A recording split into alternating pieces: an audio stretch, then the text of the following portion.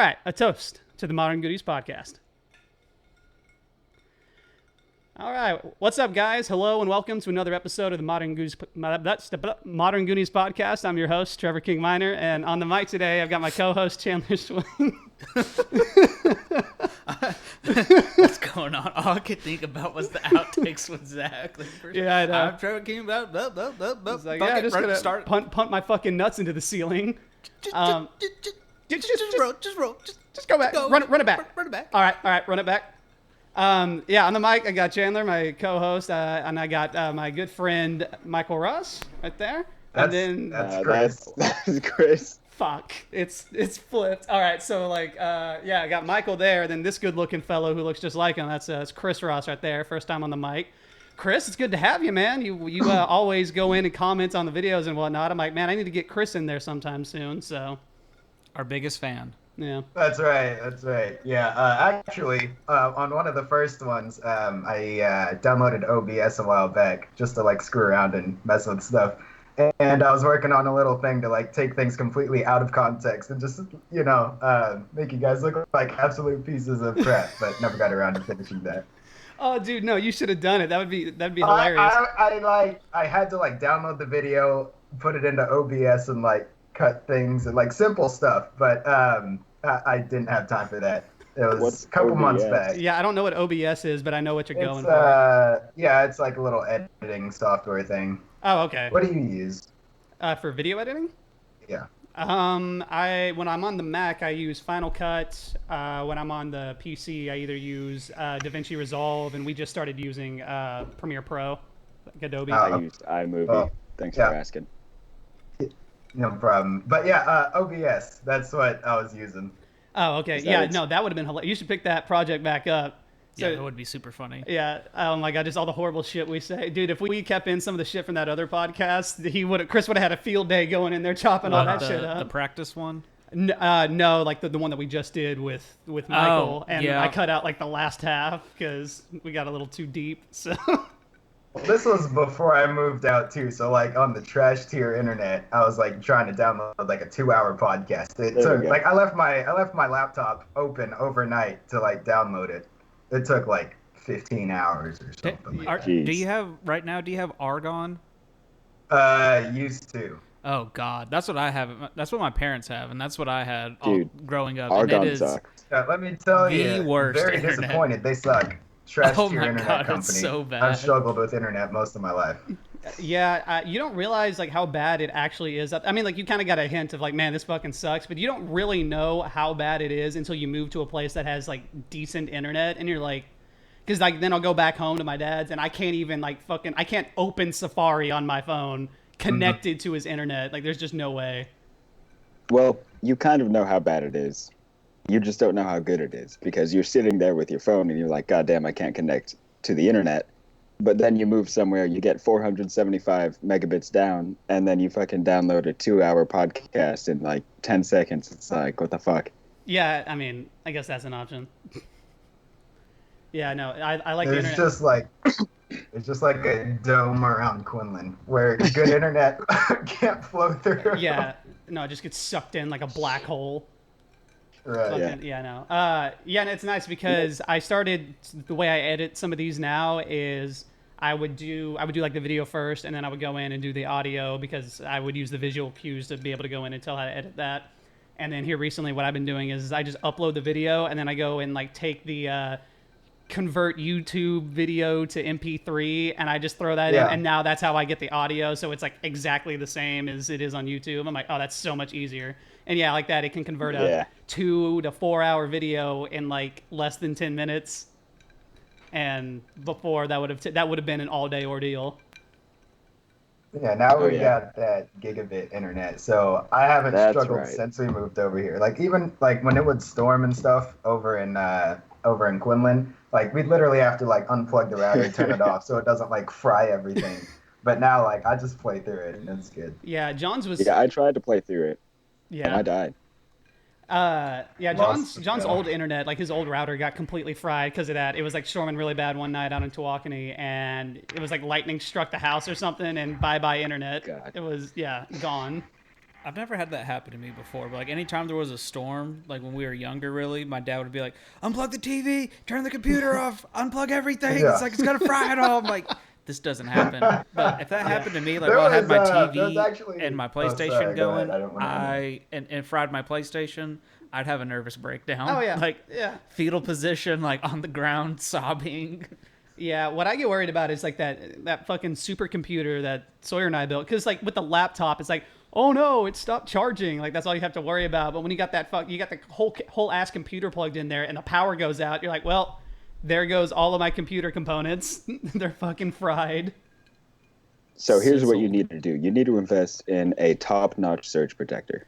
I have 2 by Belkin. They're like $25 a piece, and they are incredible. I actually think I own one. I think it's just like stashed away somewhere in the apartment. It might be in like a bin somewhere. And That little thing we have right up there is a surge protector, well, and it literally has nothing into it. it protects the Google Home from murdering us all. That's about all it does. So Yeah, what you actually. should do, He Like- brought that up yesterday. On Mother's Day, we went to our mother's house, and I say mother. We went to our mom's house, and he like cooked a meal and stuff, and we were all like over at this big like plastic table, chairs all around it, and we're just like casually talking, and then like there's kind of like a lull, and then out of nowhere he looks across the room, and he's like, "Is that a Belkin surge protector?" Wow, it's Mother's Day sounds super interesting for you guys. you know what? Here, this. Let me unplug some stuff. I'll show you the surge Michael protector. unplugs his entire computer. Yeah, we're going mobile. All right, here we go. You guys First ready for this? ever mobile podcast. Boom. That's a bulky surge protector. Yeah, that Absolute unit. looks like a fire hazard Yeah. right next to your bed. So you should get that. Protect all your electronics with it. Get 2 if you need to. And yeah, This has become a tech review podcast. Modern Goonies reviews, Belkin That's surge right. protector. 10 One out of other 10. thing Maybe I get wanted sponsored. to say though before when we were talking about like the internet and stuff. okay. Whenever it would like storm super hard and there were like lightning, winds, all that stuff. Sometimes Lightning on their end. winds of lightning. Yeah.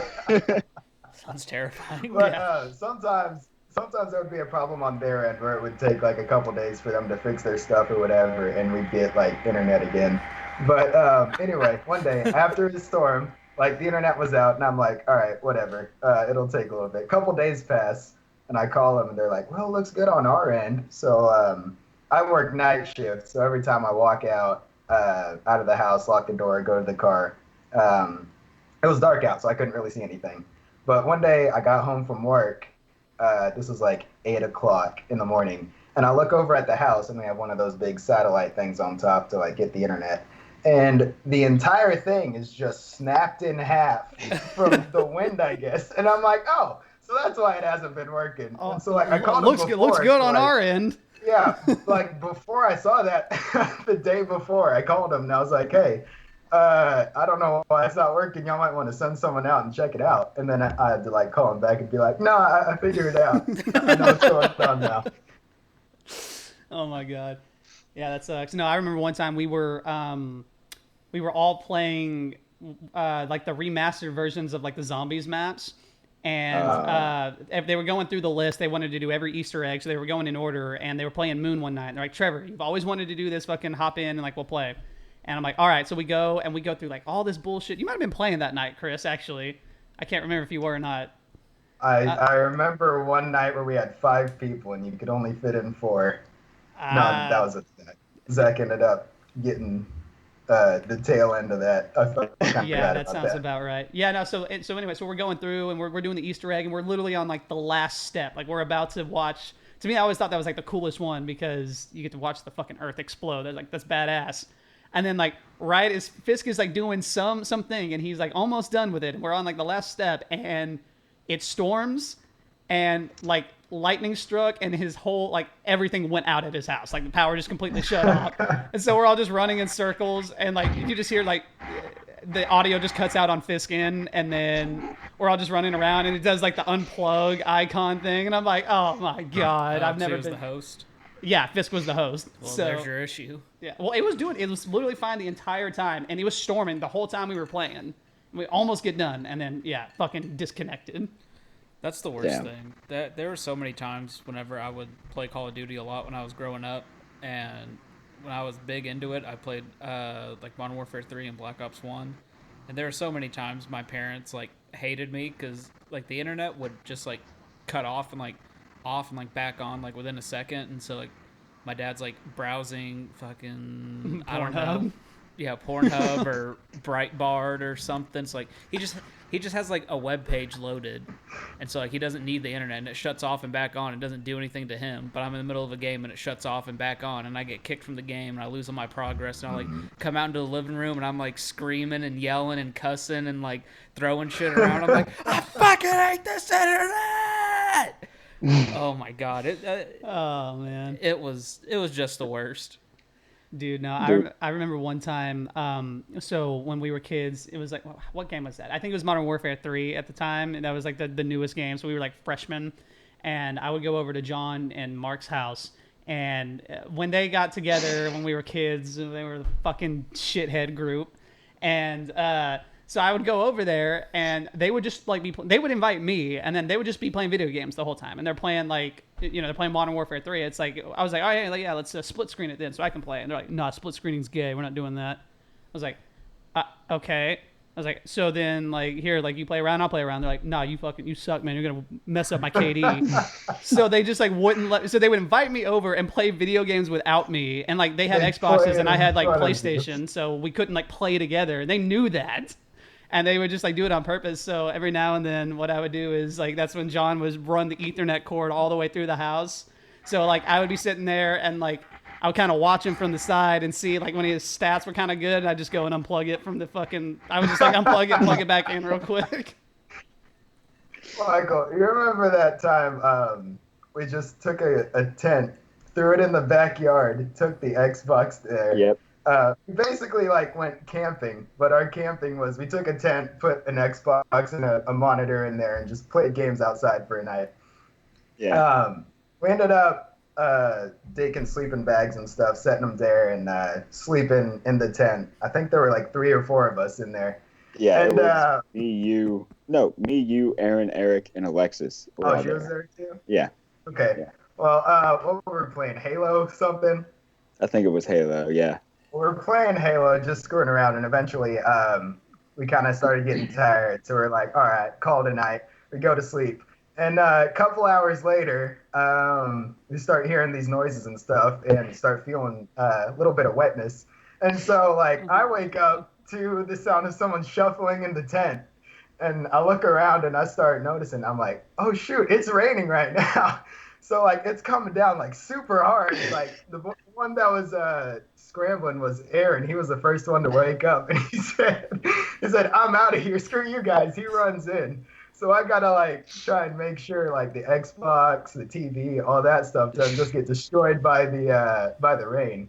So I'm, like, unplugging everything, trying to make sure everything doesn't screw up. I think we left you there. Oh, yeah.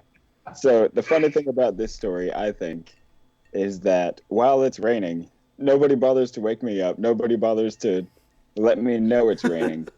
And eventually I wake up, I feel the pillow is wet, and I think, like, damn, I must have drooled a lot. So I flip the pillow over and lay down, and it's also soaked. And I was like, have I done this before? And so I just go back to sleep. And, after I wake up, my entire body is covered in fucking water because water invaded the tent. Dude, morning comes around, Michael's the only one in the tent. That literally sounds like some kind of shit that would happen on a sitcom, or that's like, yeah, it's something you see on TV. It's like, oh yeah, we're going camping, goes in the backyard, sets up a tent like a crackhead and plays Xbox, and it fucking storms later at night. You leave a guy behind. Yeah, and of course it was me. We were kids. We don't check the weather.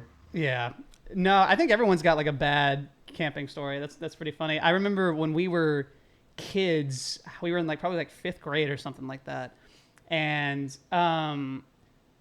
they took us on like this camping trip, and like between like all the classes, and they took you on this camping trip, and we went out there, and like you stayed in a tent with like all your friends and whatnot, and like these fucking shitheads had like come and put like toothpaste in Zach's hair. They like when he was asleep, they went around and put like toothpaste in everyone's hair when they were asleep. And so, like, people the next morning are just, like, in the bathroom, like, what the fuck? Like, having to wash their fucking hair out in the sink. Like, because it's just, like, conglomerated with, like, toothpaste. And, yeah. So that was fun. I've got a bad camping field trip story. It's not, it was in 5th grade, back when we lived in Plano. And it was, like, this end-of-the-year field trip to a camp resort type thing. And it was like hyped up the entire year. And so like throughout the course of like the 6 weeks and stuff, we would like practice singing songs and stuff. Like maybe once a week we'd go into this room and all like sing a little song like there's a hole in the bottom of the sea, you know, that whole thing. Yeah. And so we get there the first day, we go into the cafeteria, and it's like this massive room, like 3 times bigger than like a normal cafeteria. And go to the cafeteria, play outside for a bit, play tetherball, and then we made s'mores that night. And like the next day, I'm ready to like start doing all the fun stuff, because the first day we get there, it's just kind of settling in and getting ready, getting organized and all that. The next day we were going to go fishing and like kayaking in little groups. But the second day, for whatever reason, I just like broke down with like the worst sickness I've ever gotten. I remember like, that. As soon as I woke up, I had to go to the nurse's office. So I got taken out of all the fun stuff, all the fishing, the kayaking and all that. And they called my mom. She had to end up come get me. I don't even know where this place was, so I don't know how far of a drive it was. But she had to come get me. I missed out on everything except for s'mores for the most hyped up field trip of the year. You got fucking food poisoning from the s'mores is what happened. Dude, that's probably what it was. Only mine. Dude, fucking... was that Collin County Adventure Camp? I couldn't tell you.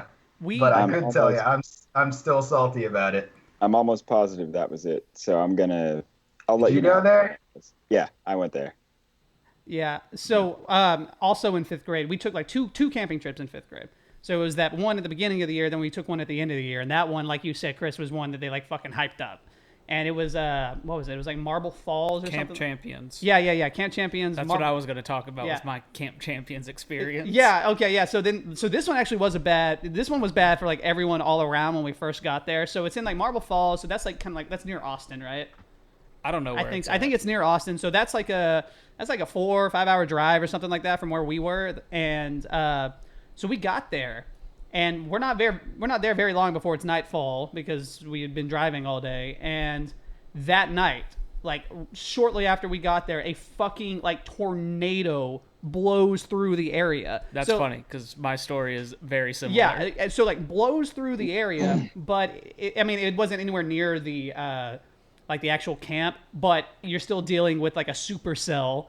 So it's like being in Dorothy's house in Kansas when the fucking tornado's coming down. It is like it's literally raining sideways. Fucking, it's lightning every couple seconds, lighting shit up like it's daylight. It's water is flooding into the cabins. The kids are like trying to hold down the fucking like the little window flaps. Everyone's screaming like, ah! It was sheer chaos. And that was something I had woken up to. Was like I'm laying like on a top bunk, like right next to a window. So like I wake up and I'm like literally half of my leg is in a puddle of water, and I'm like, what the fuck? And I'm like a heavy sleeper, and I look around and it's just chaotic. Like everyone's screaming and freaking the fuck out, and I'm just like annoyed by the water. And then I'm like, oh, okay, this is really bad.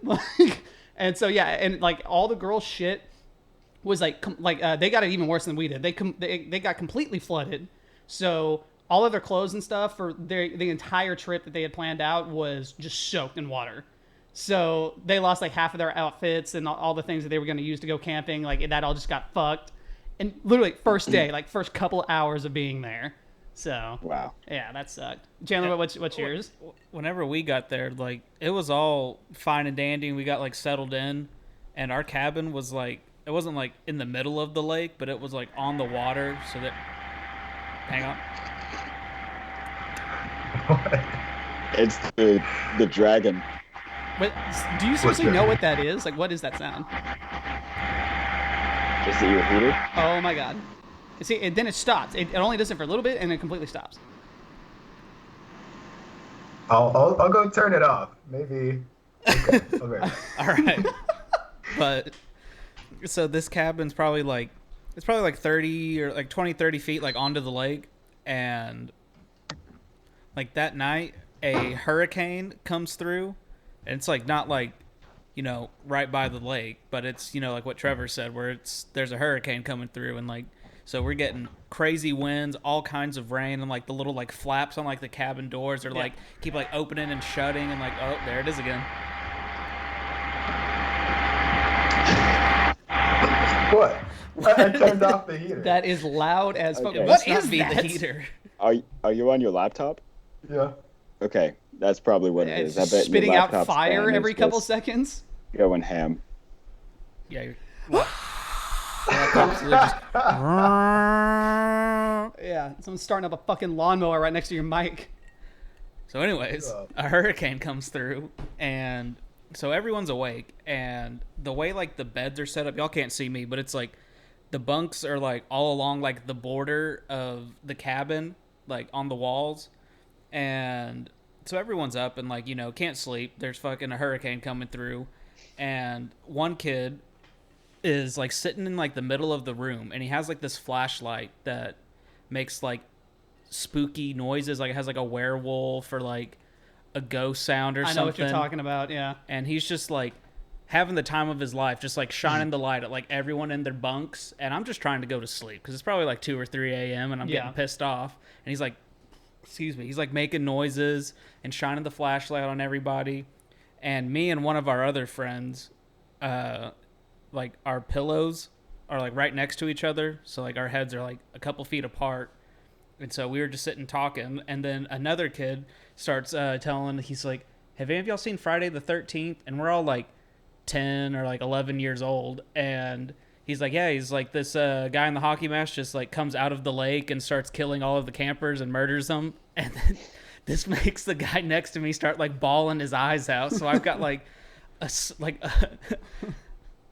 what's the word when you're like hysterical? I've got a hysterical kid next to me like screaming his lungs out because he's scared of Jason Voorhees. Another kid that's like shining lights and laughing the whole time and making noises. Yeah. And I snapped and had like a moment of insanity, and I just got off my bunk and I pushed the kid down. I grabbed his flashlight and I just snapped it over my knee and broke it in half. And then I went and grabbed a snorkel off someone's bed, and I started hitting the kid that kept making our friend cry by telling him the Jason Voorhees stories. I just threw the snorkel down. I was like, we're going to bed. You fucking beat a kid with a snorkel? Yeah, he wouldn't shut up. But I was trying to go to sleep. That's hilarious. It's even more hilarious when we know who the friend is. Story But I'm not gonna out him. Corey? Oh man, yeah, it was Corey. There's a foosball story. So, when we lived in Plano, we used to go to this daycare called Stoneway. And most of the time, like, all I can remember from that is just like screwing around playing like 007. There were arcade games, and then there was this foosball table in the game room, and we take turns on the foosball table, and I think Michael and Corey were two of the people playing, and was it like 1v1 or 2v2 on there? I think it was 1-on-1. Okay, so it must have been you versus Corey. So anyway, these two were like playing foosball and stuff. Something happened to where Corey was getting mad, and so like he's a kid, so what's he gonna do? He starts like clawing at Michael's face like while they're playing the game. So like I'm standing right next to him. I'm like, hey, that's my brother. So I take the foosball off of the foosball table. I look at Corey. I turn him towards me, and I just whack it on his head as hard as I can. So I ended up going to the office. They called my mom, and Corey got a solid reminder not to F with the Ross gang. That's right. Yeah, I guess that's the only thing you can take from that. Yeah. Damn. We're talking about beating up bullies. When I was in 8th grade, also in Plano, there was a guy named Ben, and every so often, Ben would call me a pedophile. Wait, how old were you? 8th grade, Must have been like 2010. You were ripe for the picking then, huh? What, 12? This fucker Ben would call me a pedophile, and throughout the entire semester, I had slowly been getting more and more annoyed. So one day in science class, he did it, and then I said, "Look, man, don't call me a pedophile." And he said, "What are you gonna do about it?" And so he stuck his foot out, and so I put my fucking forearm on his neck, and I put him on the ground, and people pulled me off. Class started. And I thought that was the end of it. I thought I showed Ben what's up. But we went to orchestra class after science, and he called me a pedophile at the end of class. So, at the end of class in orchestra, we all put our chairs away. And so before I put my chair away, I hit Ben in the chest with mine. And he fell to the ground. And never called me a pedophile again. What is it with all of you beating someone with a random as fuck object? You beat someone with a chair, he beat someone with a foosball, and he beat someone with the winner of all this, a fucking snorkel tube. You gotta grab what's next to you. Improvise, adapt, and overcome. I fucking guess. Hey man, sometimes violence is the answer. Yeah, I mean, come on. There you go. And that is why Michael came to the Quinlan schools, because he threw a chair at a student. That's right. Michael, do you remember your freshman year when we were in student council and I would try to like throw pencils and like bounce them off the wall and get them to stick in your afro? I remember like a pencil coming at my head fucking let out like this, and I remember getting stuck in the head with it. Yeah, it was probably me because I would try and do trick shots off the wall getting pencils to stick in your hair. Dude, Chandler was a little shit like in the beginning of his high school years.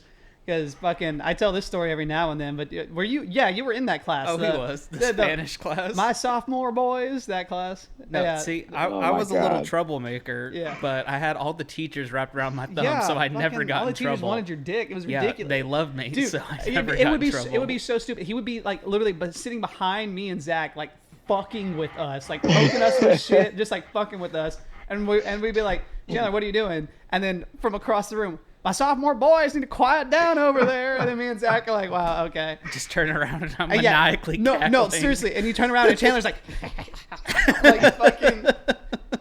If she literally had just like kept her gaze for a second longer, she would have seen Chandler like doing weird shit over there. No, my favorite story of Chandler being a little shit was hands down the time I had a lanyard like most kids did when they were 16, that had your keys on them.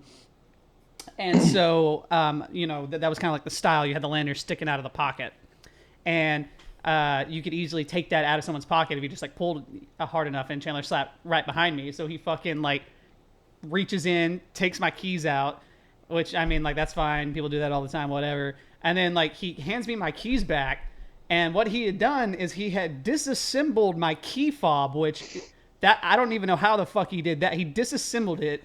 And he put the key ring that holds everything together inside of it and put it back together. And then gave that back to me. And I'm like, where's the lanyard? And I turn around and the motherfucker is eating the lanyard. He has it in his mouth. And he's like, he's fucking like dying laughing. And I'm like, what the fuck, man? And so like I'm walking, it's literally that day because it was like an Assassin's Creed lanyard. And this one girl would always be like, I love your lanyard. Oh my God, I love it so much. And so like, She walks by me that same day and she's like, oh, I love your lanyard. Can I just have it? And I was just like, yeah, here you go. It's yours now. So. Hey, man. You got to do it for the lulz. I don't know. That one was clever. I don't know who thinks of that. Here, I'm going to take all of his keys off of his key ring, fucking put it inside of his own key fob, and then eat his lanyard. The Sounds like a psychopath. The closest thing to that I ever did. You remember when people would like turtle people's backpacks and stuff? Oh, I did that so much. We did a little bit of that, and then there was just kind of this separate but related thing. We just like take people's bags and not mess with them in any way, but just like hide them in like spots across the room. So we're like, and they wouldn't notice it until the bell would ring because like no one needs their bags during class. You're just sitting there taking notes. And so the bell would ring, and then it would be like, all right, time to go, take my thing, put it back in my bag. And then, like, that's when they'd realize, where's my bag? And then they'd, like, and they only give you, like, 4 or 5 minutes to go to, like, the next class or whatever. So they're all freaking out, like, getting all serious at this point. That's kind of when the joke starts breaking down, when people start getting serious. Yeah. Yeah, no, fucking, that used to happen all the time, especially when I would bring that fucking, because I always had a drawstring bag, which that was always easy to turtle, but that was easy to put shit back in. But when I had, like, my actual, like, really big backpack with all my textbooks and shit in it, when people would turtle that was, like, a whole process. And so there was this one class period where they somehow managed to turtle my bag 4 times in one class period. Because literally, I would like unturtle it. I'm like, what the fuck? And I'd set it down, and you gotta somehow put the leg underneath the chair. So that's what made for my habit throughout the rest of high school after my freshman year was literally like when I sit down, I wrap my fucking backpack, like the arm around my leg, so that way if someone goes to pull it, and it worked every time. Every fucking time someone tried to turtle my bag after that, they're like, oh, pulling my leg, and I'm like, yeah, that's right, suck my dick. We used to we evolved a little bit. Well, I didn't do it too much, but one of my friends did, where he would get zip ties and he would like zip tie the bag to the desk, or he would zip tie people's shoelaces to the desk chairs. There was one time he duct taped a kid to the chair. I don't even know how he did it. He just tells me about it. But we would do some fucked up shit. Dude, you know what I still feel bad about to this day?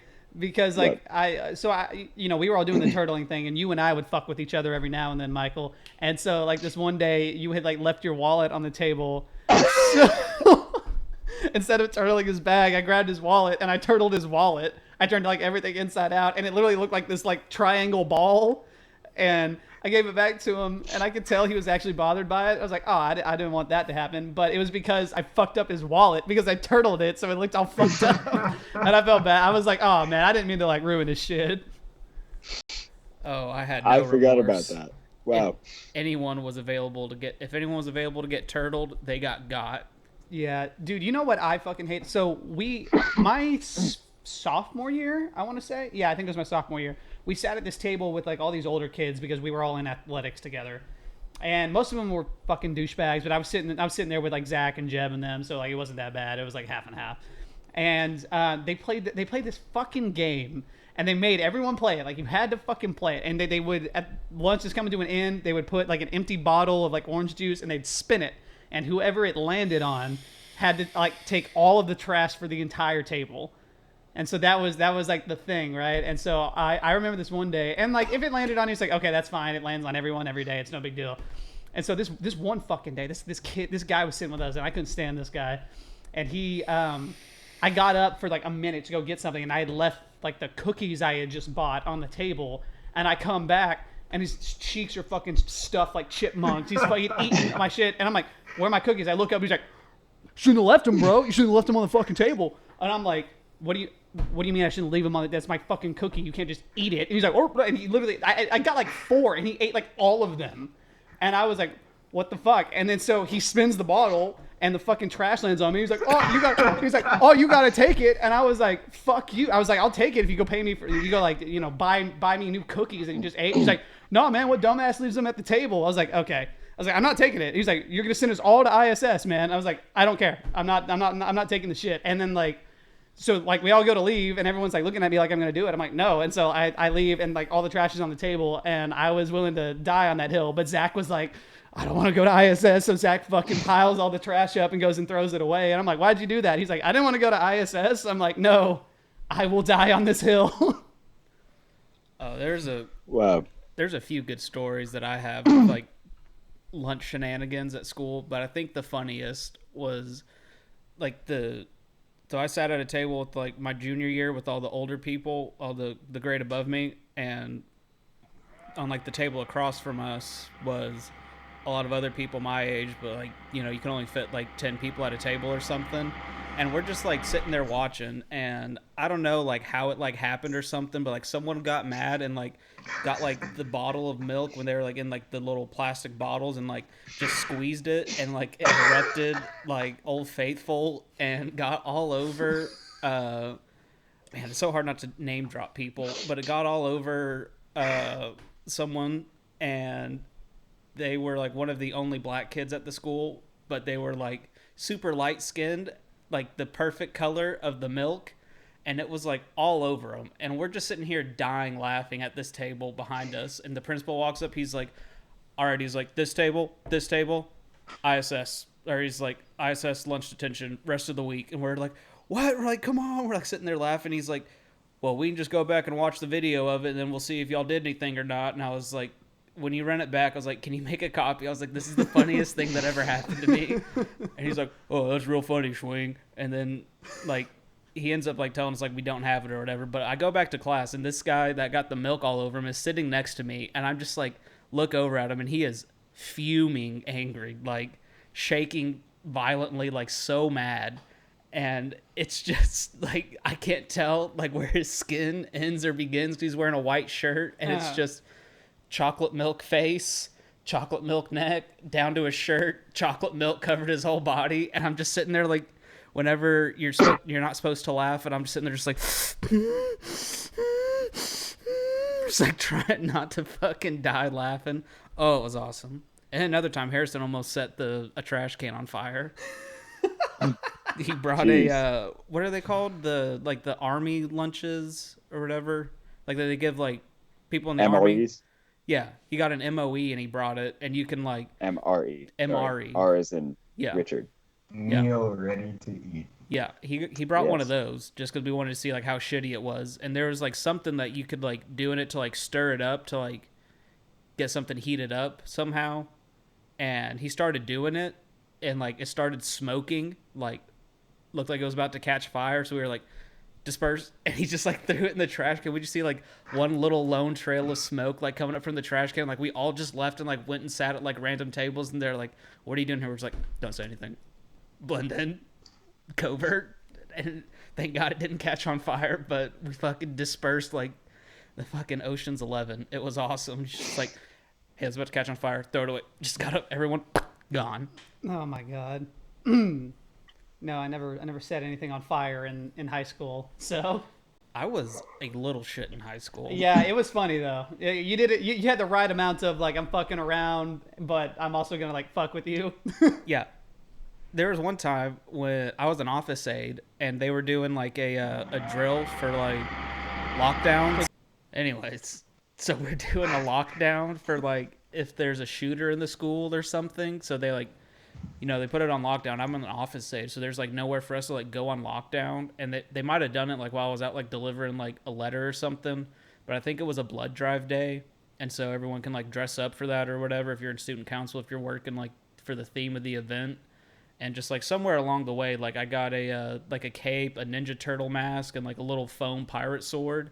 And like while we're on lockdown, it was me and one of my good friends at the time, and I was like at the commons area, like up on like the brick wall, like running like Naruto style, like with the sword out because the entire school is empty, and like the school cops like stopped, they're like, "Hey," they're like, "What are you doing?" I like turn around, I'm like, "I'm saving the school." And they just start busting out laughing. They're like, "Get the hell out of here!" Like it's shit like that. Like as long as you're funny enough to make the teachers laugh about it, you're in the clear. And that's all I did. I mastered that technique.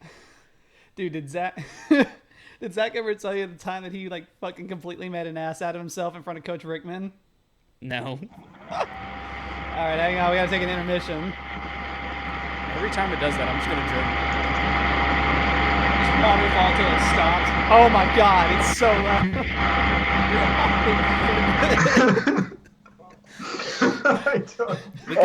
we can make it like Power Hour. Every time Chris's computer starts fucking up, just start drinking until it take stops. Take a shot.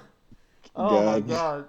What was that? What the fuck was I saying? I don't know. Zach Rickman. Oh yeah. So, oh my God, that was so goddamn funny. So like we were playing. It was that time like when Zach had fucked himself up, so he wasn't able to play basketball, and we played this one game. I can't remember who we were playing, but this one of the kids on the other team, he was flailing like a motherfucker. Like he was just anytime you like bumped into him, he was like, "Oh!" and he would like act like you fouled him, and it was like the most dramatic thing.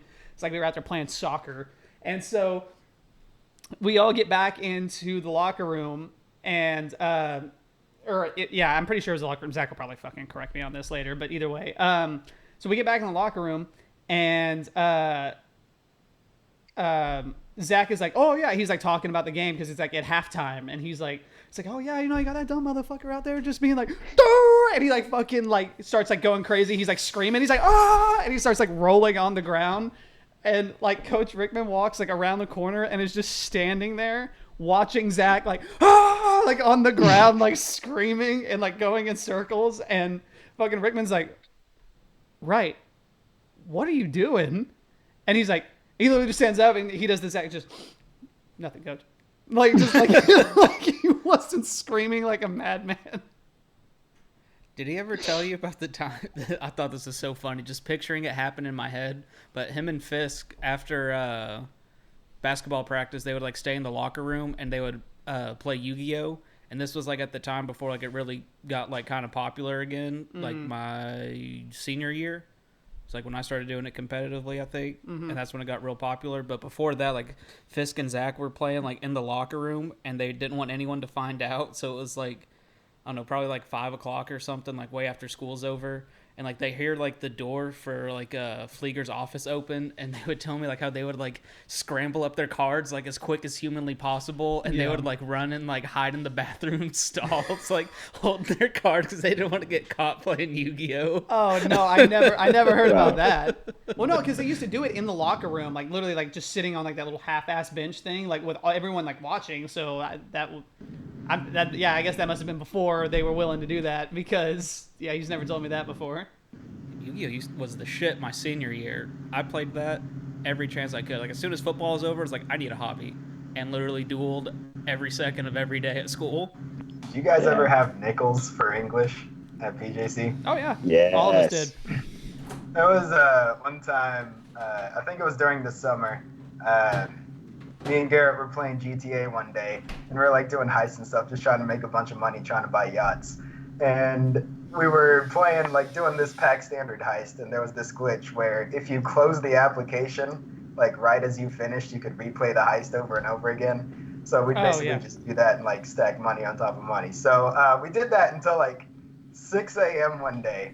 Like time completely just flew past. And so I ended up like having to go to school, and I'm like, all right, I can do this. I'm just going to stay up through like this class. But one of the things he did was like he recorded all of his lectures and stuff. And Nichols is a great guy, but he kind of has like a bit of a monotone voice. So like I'm sitting there just kind of leaning back in my chair with my arms crossed like this and like doing my best to stay awake. Eventually, like I end up waking up, looking around, and like it was obvious he could tell I was sleeping. And like he was a nice guy, so I'm like, man, I felt really bad about that. Yeah. But and also another thing, how he'd record his lectures and put them on YouTube and stuff. I went and like actually checked one of them out one time. I never needed to because like I was there and watching them and stuff. So like it would show a view count in the bottom left. So what I would do, just because I was stupid, was like I'd load it up and then just like keep refreshing the page to like basically shoot the view counts up to like make it, I guess, seem like a lot of people were checking them out. And like very next class period, he walks in and like one of the first things he says is, "I see a lot of you guys have been watching the YouTube videos." Oh my gosh. Nichols is awesome. Dude, Nichols, he was probably my favorite professor I had like all throughout college. Hands down. His classes were so much fun. It was just so relatable. I mean, I guess maybe not to some people who weren't like nerds, but like to everyone like us, he was just like the most down to earth kind of guy. Yeah, he was just a huge nerd, and I loved it. And like every reference he made, like I would get, and it was awesome. Yeah. There was one class we had when we, they just started like offering the summer classes for us, because I graduated before they did the associates thing for the dual credit, but I was still taking the summer classes, and I was taking British literature. And it was me and like 3 other girls that we went to school with, and then just one like random like 40-year-old woman, and we would have to like every week or something like read like just like some old like King Lear, like Shakespeare stuff, and I would never read them obviously because I don't want to do that. So I would just like watch like like a YouTube video like the night before or something, like a spark note of it or something, just so I could have like the talking points. But like we would go in there and nobody else like knew anything about the books. And there's 5 people in the class. We're there for like 2 hours. Yeah. So it would be me and him literally just having a conversation about the book for like 20 minutes, 30 minutes, and then we would just get off tangent. And like there was one time we just bullshitted about Skyrim for like an hour, like just talk about video games or movies or TV shows, and it was awesome. I loved Nichols so much. He's probably to this day my favorite professor that I've ever had. Me too. He was so awesome, and I felt so bad because it was like the kids right after us, because I was dating Becca at the time, and so she was in that class, and she would tell me, she'd be like, I love Nichols, but there's a lot of people in there who like can't stand him because they were all like fucking pretentious little assholes, and they'd be like, oh yeah, like he makes a bunch of like video game references, and it's like it just doesn't make any sense, and this class is stupid, and it's like, dude, fuck off. Yeah, That's like lame. I There was remember one time he actually like booted up Skyrim and played it for some reason. I think it was like to demonstrate like first person or whatever. It was some like bad excuse, but it was awesome that he like did that. Yeah, no, it was funny. And he shows videos all the time, like the Leroy Jenkins video. I don't know what the context for that was, but he showed it to us. It's awesome that he integrated it into a lesson. I remember the first class I had with them, and it was like one of my first college classes. I was like, man, this is gonna be shitty. And he's like going through like how to log on to the online segment, like the Blackboard, and he was like, and so you would type in your name here. He's like, I've created a false name. He was like, so obviously you will not type this. He was like, but this is Magnus Baraka. Oh, you still remember it too? Yeah, I still remember that. He was like Magnus from the staff of Magnus from Skyrim and Baraka from Mortal Kombat. And then like probably like 2 people are like, aha, and everyone else is like, what the fuck is this? And I'm just sitting there back. I'm like, I can dig it. And then he's like going through the syllabus. He's like, yeah, there's a QR code here. He was like, if you want every answer for every test, we've got a QR code there on the syllabus for you. And it was like a QR code to Never Gonna Give You Up by Rick Astley, like the troll video. God. I don't know if he did that. Just like, this is awesome. Like, dude, you're the best. I love it. Oh man, his class was so cool. It was funny because I became known as the movie guy in that class. I don't know if you remember that, Michael. But like Nichols would always make references to movies, which was something else I really liked. Is that he'd be like, it's kind of like in Watchmen, how like at the end they have to like forget or whatever, and he would always make those movie references. And so it kind of started becoming, he's like, all right, has anyone in here seen like this random obscure movie? And no one in there would do anything, and I'm literally looking around, and I'm like, I would raise my hand, and that happened like 6 times. To the point where like he asked one time, like kind of after all of that, he's like, all right, has anyone ever seen like this movie? And everyone turns and looks at me, and I'm like, yeah, I've seen it. And so that was always really cool, is that like always understand. He would relate it to like Source Code with Jake Gyllenhaal, Watchmen, like just a bunch of other like really good fucking movies, and it would be like the perfect metaphor. And it's like, if they had just seen that movie, they'd be like, oh, that makes so much sense. And I don't know, he was just so relatable. It was like, I don't know, current media, and he was really good about it. And I remember at the end of that class, like, I think you and I walked up to him, Michael, because we wanted to tell him, like, because we had literally had Nickel for a year straight, because we started taking him in the fall one year, and we took him all throughout the fall, we took him through the spring, and then through both summer semesters. So we literally were in Nickel's class for like a year straight. And so it got done. It was kind of like bittersweet. It's like, oh man, I'm not going to have Nichols anymore. And so I walk in there, and so Michael and I walk up to tell him, like, hey, we enjoyed your class. And that was one of the things. I was like, man, you're such an awesome professor. And he was like, and it was funny because he was like, oh really? He's like, that's funny. He's like, I always worry if I'm like doing things right or if people understand. And I like told him, I was like, no, keep doing exactly what you're doing. Like you're awesome, man. And like Michael was saying all these good stuff too, and that felt really good to be able to like tell a guy that meant a lot to you, like really helped you learn, and like made it fun. It wasn't just, I wasn't bored going into his class like ever. So like that meant a lot to me to be able to tell him like, hey, I fucking love what you're doing. Like keep doing it. Fucking, you're an awesome professor. So. What's pretty cool. Yeah, for sure. At Commerce, his wife is an advisor for. I don't know if it was just for like the social science, whatever I went to school for, but she was my academic advisor. And like the first time I went in there, like I like go into her office and like I don't think of the last name Nichols. I'm like, just the thought never occurred to me, and I'm like sitting around like in the office, and like I just see like a picture of him there, and she's like talking to me about like all this class stuff. I'm like, I'm sorry. I was like, is your husband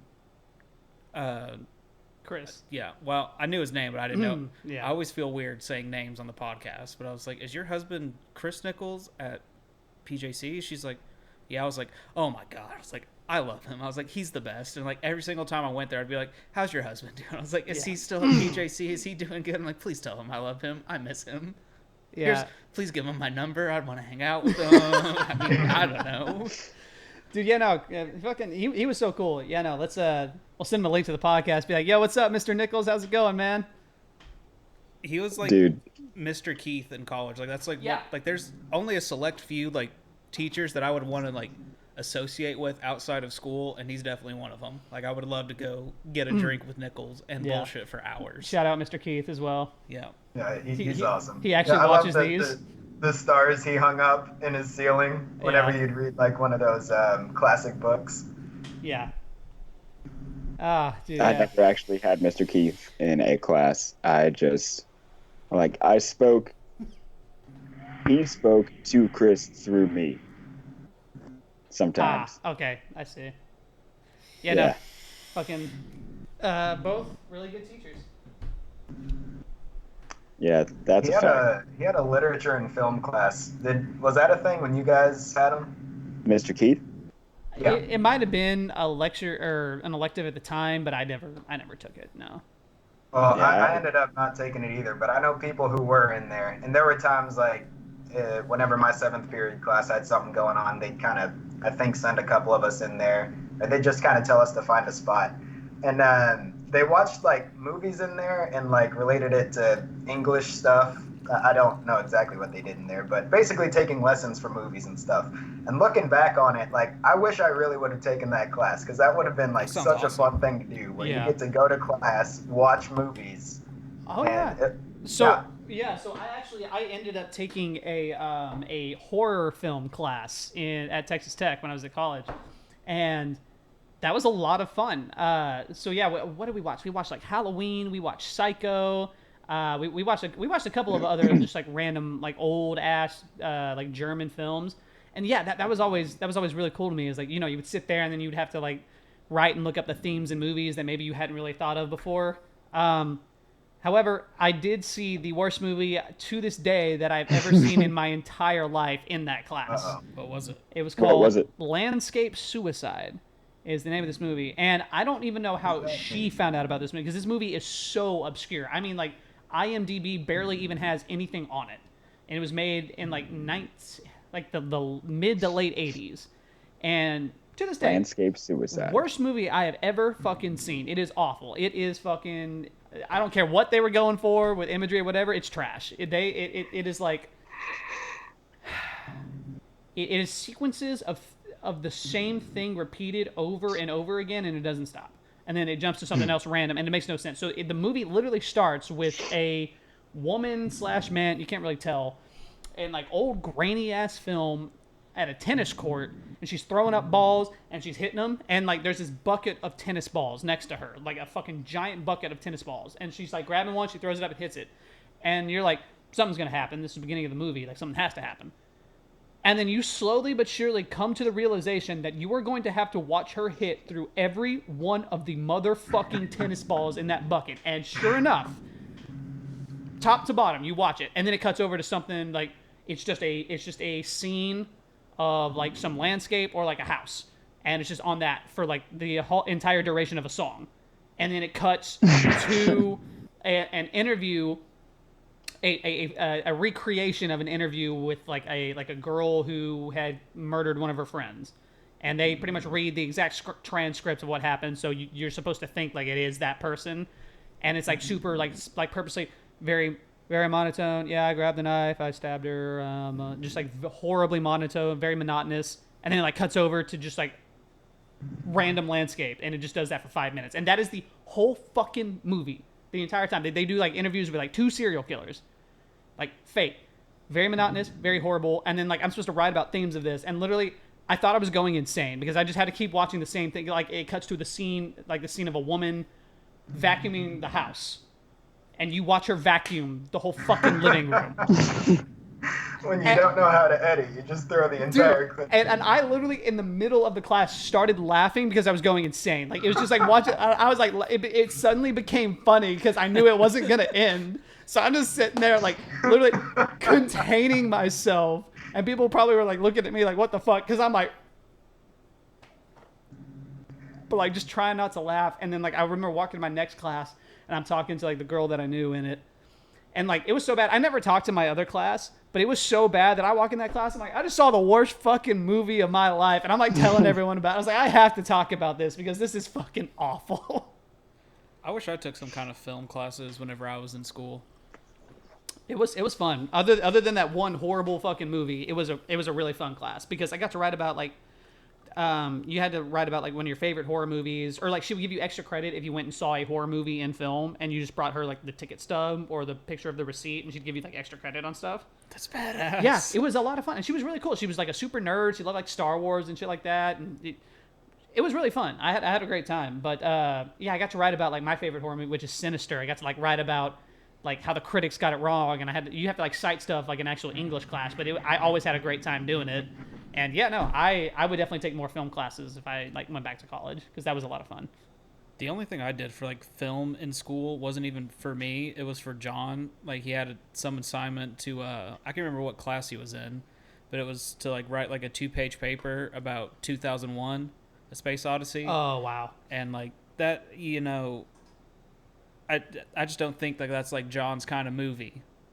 So he was like telling me about it, and I was like, yeah, we'll watch the movie. And like we watched it. I'm pretty sure we watched it like as a group with people, and he was like, I don't know what I'm gonna write about this. I was like, let me write this. I was like, I don't even gotta watch the movie. I was like, I got it, and like had so much fun like doing his homework, writing like a 2-page paper like about 2001. I was like, I could do this all the time. I was like, this is entertaining. I love doing this. Yeah, it's cool. I mean, I've always been super obsessed with like, you know, you go on YouTube and you watch like the video essays of like the movies. They like explain stuff and they explain all the themes through them because it's like literally my entire YouTube history is that with movies and video games. Yeah, no, yeah, exactly. Because I don't know, it's different. When you read a book, you can kind of maybe come to those conclusions on its own because it's like, I don't know, you can get a lot of context clues and you can read the text in front of you. But when it's a movie, it's a little bit harder to do.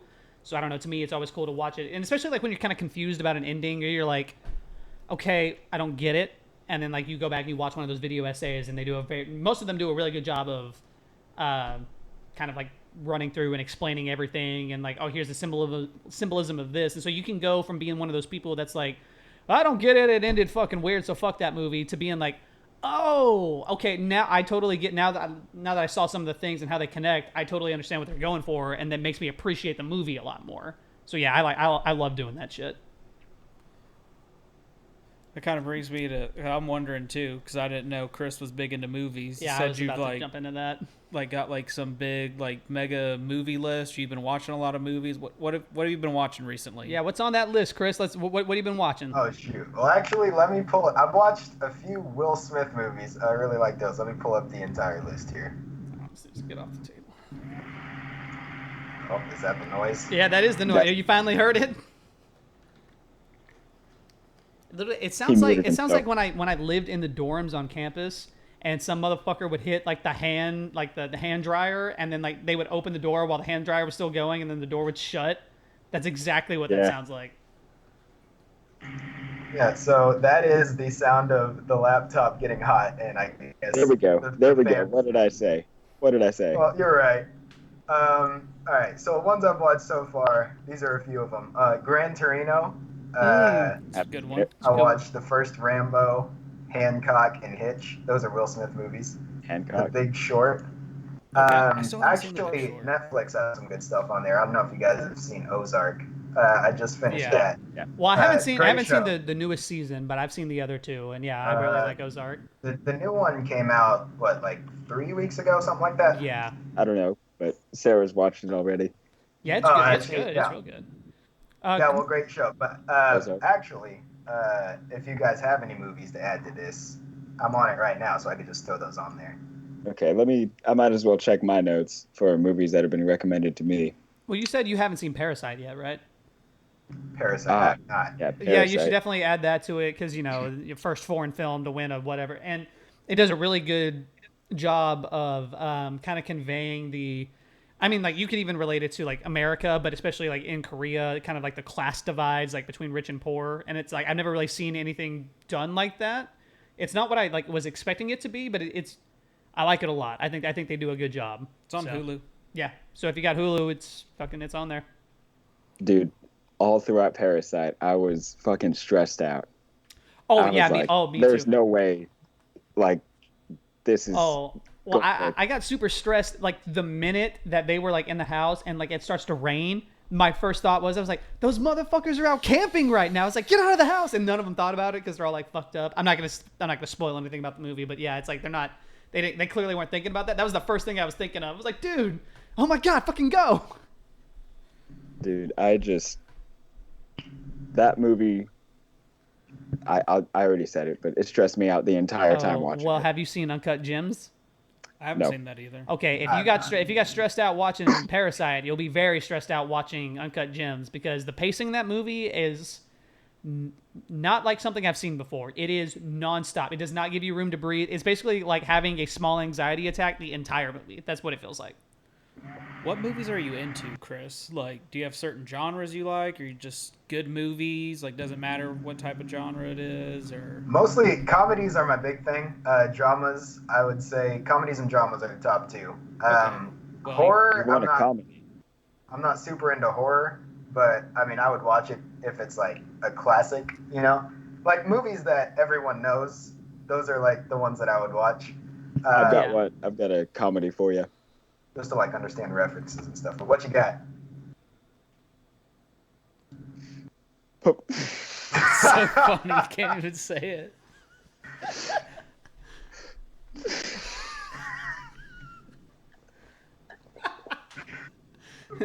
Schindler's List.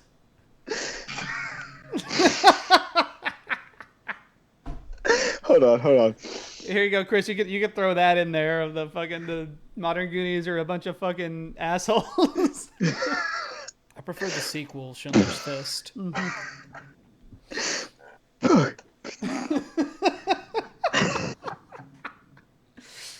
You got this, Michael. Come on, straight face, fucking. All right, Say the title. Pokemon Mewtwo Chaser. That really? Why Why was that so hard to say? Why does that elicit so much laughter? Because, like, it's actually kind of a sad movie. Have you guys ever seen it? I think I did when I was a kid. Yeah. Okay, so it's the one. They go into like this cave or whatever, and like they find Mewtwo at the end. Yep. And like there's this big battle. Okay, I remember that Yeah, very that vaguely. one, where Ash gets turned to stone and shit, and it's all sad. I remember that. I don't know why it's so funny though. Yeah, that. I don't know, man. I don't know. Oh my god. Okay, but- so Chris, have you seen any Quentin Tarantino movies? Oh yes, but hold on. Is Pulp Fiction Quentin Tarantino? Yes. Okay. I'm not big on like directors. Just start naming movies. I'll let you know if I've seen them. Django Unchained, Pulp Fiction, Once Upon a Time in Hollywood, Reservoir Dogs, Hateful Eight, Hateful Eight. Kill Bill. I have not seen any of those. Okay, yeah, all right. So there we go. We'll start right there. So here's some of the main ones you need to watch. You absolutely need to watch Pulp Fiction because you're kind of humor. It's not a funny movie, but it is fucking hilarious. It's several parts, and it's definitely your kind of humor. So Pulp Fiction for sure. Also Django. Those are like my top two. Inglourious Basterds. Oh yeah, and Inglourious Basterds. Those are like the top three you need to I've watch. seen that one. Okay, there you go. All right, yeah. So yeah, if you've never seen Pulp Fiction and Django Unchained, you will fucking love those movies. They're great. Actually, Pulp Fiction's like one of the first ones I put on here, but I just never got around to it. Oh yeah, they're both awesome because it's got a blend of everything. They've got action in it. They've got, they've got drama, and then there are some moments that you will fucking laugh your ass off. So. Well, if you want What somebody, about the Blair Witch Project? That's the one where they like it's like a vlog type looking thing, right? Yeah. Shaky cam. I Not don't shaky actually cam. know. That's It one was of the recommended ones. to- I had actually never seen that movie, but that was one of the ones we watched in our horror film class. So That's like Really? one of the first movies that like started the like handheld camera. yeah, they started like, found thing. footage. Yeah, the found footage that Yeah. was rampant in like the 2000s, like 2010s. Yeah, because like the movie had came it. out in '99, and they did something pretty revolutionary with their marketing campaign, which is why the movie made such an impact. Was that they had made their own website, and they pretty much made the movie seem like everything that had happened was absolutely real. Like all the people had died, they weren't actors, and like here's the website and all the information they had about their disappearances, and they had like really marketed it as this is a true story. So that's why when a lot of people saw it, it was like, oh, it's real. But obviously years later they came out and were like, it's not. But that's why it was like kind of really important to the found footage genre, because it was like the first of its kind, and they went like all out on their marketing campaign. I don't know if Wow. that or Rec came out first. Like REC, that's like Quarantine. The movie Quarantine. That was a remake of a Spanish movie called Rec. REC for record. It might have been. Oh, I don't know what came first. Here we go. Let's go in here. Let's go to Fear Fox. Now my computer's gonna sound like it's on fucking fire. Well, Chris, I got some other good ones if you haven't seen them. Trevor mentioned it. Schindler's. These are all movies that have no like good feelings. Really, they're all just super sad dramas. But Schindler's List. That was 2007. Rec was. Yeah. Oh damn. Really? What was All right. Quarantine? Schindler's List. Schindler's List, Apocalypse Now, and The Deer Hunter. Hunter. The Deer Hunter. Deer Hunter. Let's see. Where is Quarantine? It should be in here somewhere. And Apocalypse Now. Got that one. All right. I'm doing my best to like quickly mute my thing while the 747's blasting. But You do what you it's kind can. of hard to. My PlayStation does the same thing. Everything I have overheats. Quarantine came out 1 year later in 2008. Okay. So yeah, And then the economy crashed. that was actually one of the movies that we looked a little bit into in the horror film class. We didn't watch it, but like we did some kind of like small little segment over it. Quarantine? Quarantine and Rec. Oh. But yeah, so another director you should look into, because most of his movies are really good, is Scorsese. Oh, someone's home. It's John Noah. He's walking in. What up, John? John, you're gonna be fucking famous. Whip out your cock. That's right. What you got there? He didn't do it. Some Luigi's? All right, well, Looks good. The Wadges. Yeah, so like, have you heard of Martin Scorsese, Chris? I have not. So he's known for most of his movies. Almost every movie he puts out is like top notch, Oscar nominated. They're fucking great. Taxi Driver. Taxi Driver, Wolf of Wall Street, Goodfellas. Goodfellas, Wolf of Wall Shutter- Street's good. Wolf of Wall Street's one of my favorite movies of all time. That's the one with Leonardo DiCaprio and Jonah Hill. And then Shutter Island is fucking phenomenal too. I think I heard Mr. Keith talk about that one a lot. Yeah. Let me put Shutter Island on the list. Shutter Island is great. That one's kind of like a little slept on of the Scorsese films. Actually, I already had Shutter Island on there. Yeah. Well, now Yeah. we both do. Yeah, Scorsese, and then like The Departed, that one's really good too. Oh yeah, The Departed's awesome. Yeah, Scorsese. What's up You could with watch that? almost any Scorsese movie, and you would probably like all of them because he is a phenomenal director. So, Along with Christopher Nolan. Pretty Yeah, much yeah, any him too. Christopher Nolan movie's good. so yeah, with So- Chris, go ahead. You were talking about movies. Yeah, so I just brought up the Netflix app, and it shows like movies you've watched. And one thing I wanted to say, The Matrix. Honestly, honest opinion, not a great movie for like the first hour and 45 minutes. It was like one of the slowest starting movies I've ever seen.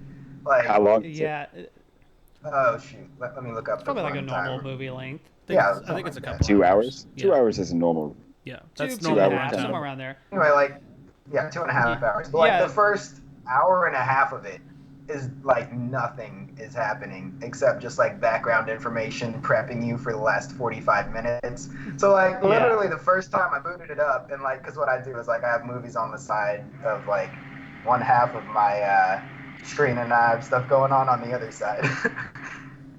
So I booted up and I got something going on the other side, and like I'm watching the movie, and like half an hour in I'm like, all right, this sucks. So I just like literally switched it off, went to a different movie. I had to come back to it like 2 weeks later because it came up in conversation. I was like, man, I should have watched it.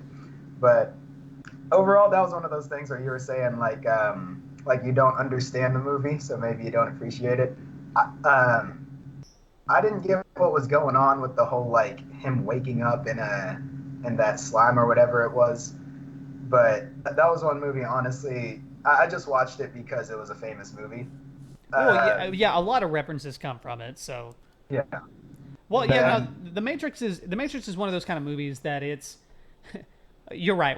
If I was to give you my honest opinion of the Matrix, I would not say the Matrix is like a great movie. It was just like at the time it was pretty revolutionary, especially for special effects, because that was in like '99, and that was kind of when they first started implementing like CGI into movies, like pretty mainstream. That's kind of like where it started. The bullet time was like the big deal for it. Like, Yeah. when he's like bent over and like the bullets are like flying past him, like that was Yeah. like pretty revolutionary to like see. Yeah, and so the plot itself is not anything super special. It was cool because it was like the first time to really dive into kind of like simulation theory, right? Like, oh, we're all just living in a simulation. But if you go back and look at the plot, the movie is just more of a fun movie. It's like going back and watching the first Fast and Furious. It's like it's not a good movie, but it's fun. It's fun to watch, and you're never gonna be like, this movie's fucking terrible. But no, it's fun. So like that. I was like Yeah, that for the yeah. first like hour and a half.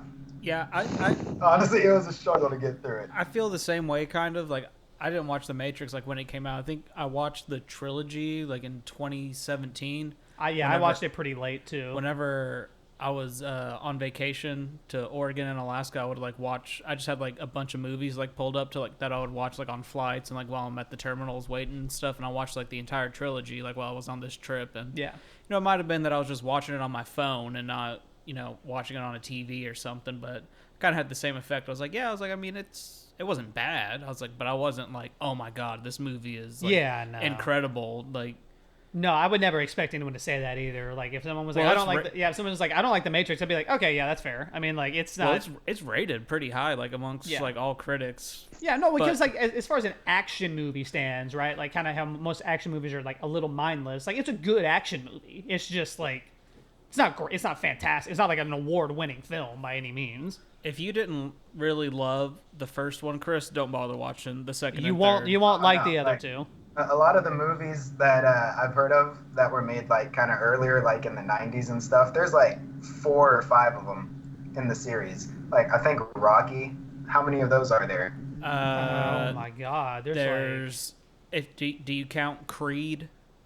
Does that count Oh, with Jesus. Rocky? Ah. There's 5 in the main line. I have all the Rocky movies. And then there's there- Rocky Balboa. There's which was 5 like, in the yeah. main Yeah, like, numbers. I feel like just go with the first one and you're good. Just be able to say A lot of those Rock- movies, yes. Rocky 2 is awesome. that Rocky and Rambo, but I will say Rambo was a good movie to watch. Rambo's I like good. that one. Rambo 2 and 3 suck because I actually haven't seen Rambo. Rambo's good. The first yeah, one. I really liked the first one, and I saw there were more, and like I was like, okay, well, I'd watch it. And then like, because one of the people I work with, he was the one that recommended Rambo, and I watched it, and I told him I liked it, and he was like, oh, well, that's good, but you don't need to see the other ones. Yeah. Yeah, well, yeah. I'm not big on movie franchises or like movies that have a lot of sequels. Like, no, for the most part, you can get away with 2. Usually, if you the second one sometimes arguably can be better than the first, and then 3 is like, okay, sometimes trilogy sequels, like, that's not bad, but like if you kind of get more past that, I'm not really a big fan. Well, Rambo. That's like, where they're just the milking the name for all they can. Well, the first Rambo, like, it covered like a lot of like Star Wars. heavier themes with like to do with like Wasn't it like veterans. Yeah. It was like not necessarily like PTSD, but like he was just a soldier that like killed, and that was like his only thing to do. So he didn't know like when he came back to like civilization, like how to act, and it like covered a lot of like heavier tones with that. Wasn't that movie made in the 70s, like late 70s, I think it was. or was it early 80s? It was around that time. I want to say 80s, but Yeah, because like that wasn't too far off from like Vietnam at the time. Like Vietnam was still a pretty recent thing in people's minds. So like, I want to say early 80s, but like 2 and 3 is just like cut and dried like action movies. I've seen part of one of them, and it was either 3 or did they make a 4th one? I can't remember. They made 3 that was like in the 80s. I don't think it ever went to the Okay, 90s. so then I it must they have been made 3 in the then. 80s, and then they had Rambo again, like they rebooted it like in Yeah. the late 2000s, and I then saw they that. just made Rambo Last Blood or something. Yeah, no. So like I saw like the 3rd one, and yeah, it was super.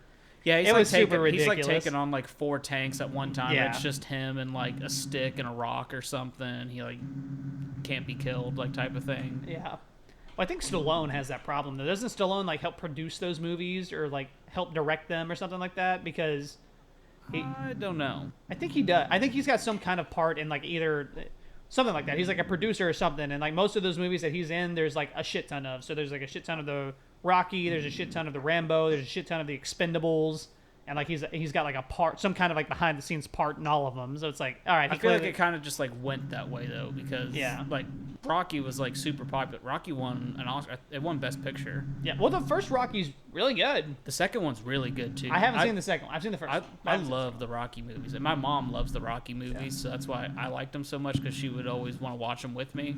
But like Rocky 1 and 2 are awesome. Yeah. And then when it adds in fucking what's his name, when it adds Mr. T in the third one, like they just become like your standard like boxing movies. Like they're fun. I don't dislike them. I like watching them. They're fun when they're on. But 1 and 2 are actually really good. Yeah, no, I've seen 1. I haven't seen 2, and then I've seen true underdog story.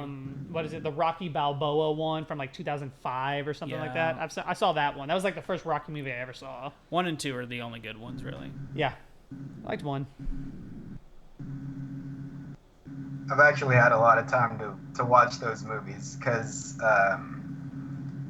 with the coronavirus thing, a lot of people getting laid off. They just reduced our hours, so we're working 24 hours a week.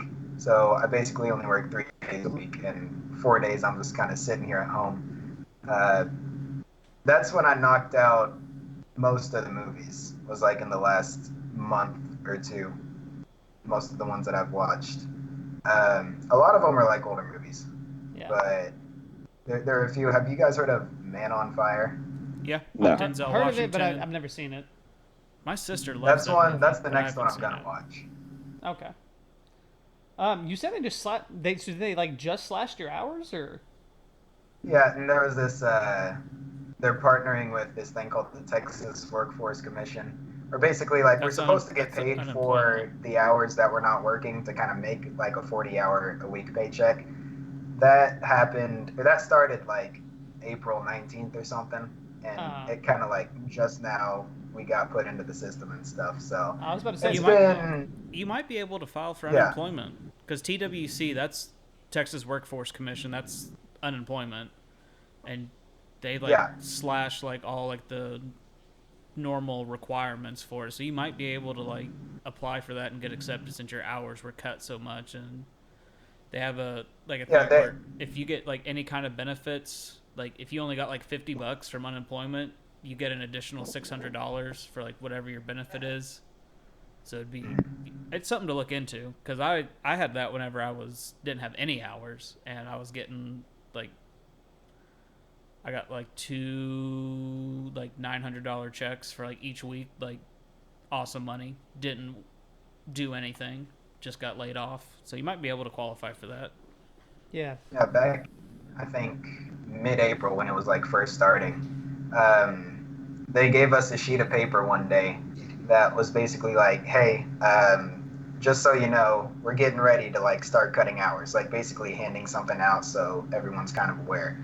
So I get home after that, and like 6 hours after I get home, we basically get this message that's like, hey, hours have been reduced. You might want to go and check that. So basically anyone that didn't work that day to like get the paper, it was just kind of like a bombshell dropped on them. But so we go over there and they reduced our hours by 40%, which makes it 24. And so we go on the website, sign up for all this stuff. And at first all we can do is just basically confirm our employer and put our direct deposit information in.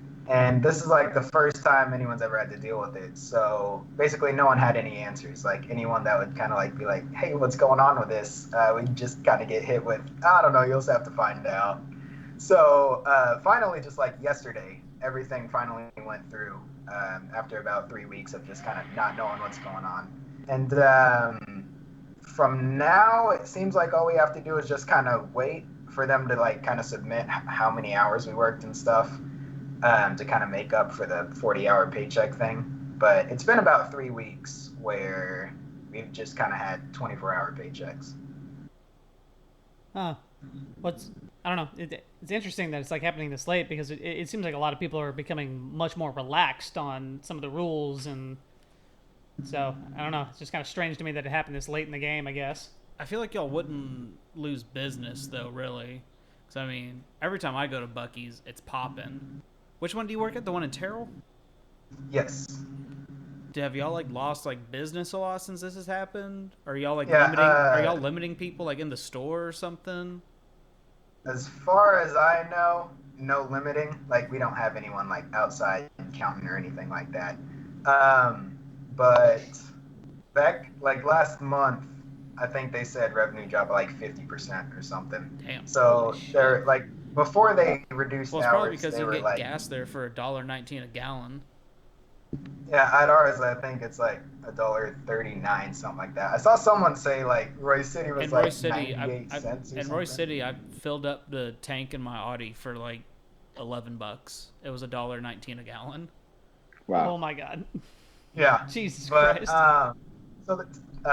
they started trying to like kind of send people home an hour early whenever they could before they just went and like reduced the hours. But shoot, I forgot what I was even going on about before that. People like being limited and stuff like that. So ever since like the whole reopening Texas thing, it's picked up a lot to the point where like we used to have 6 people before working a night, somewhere around there.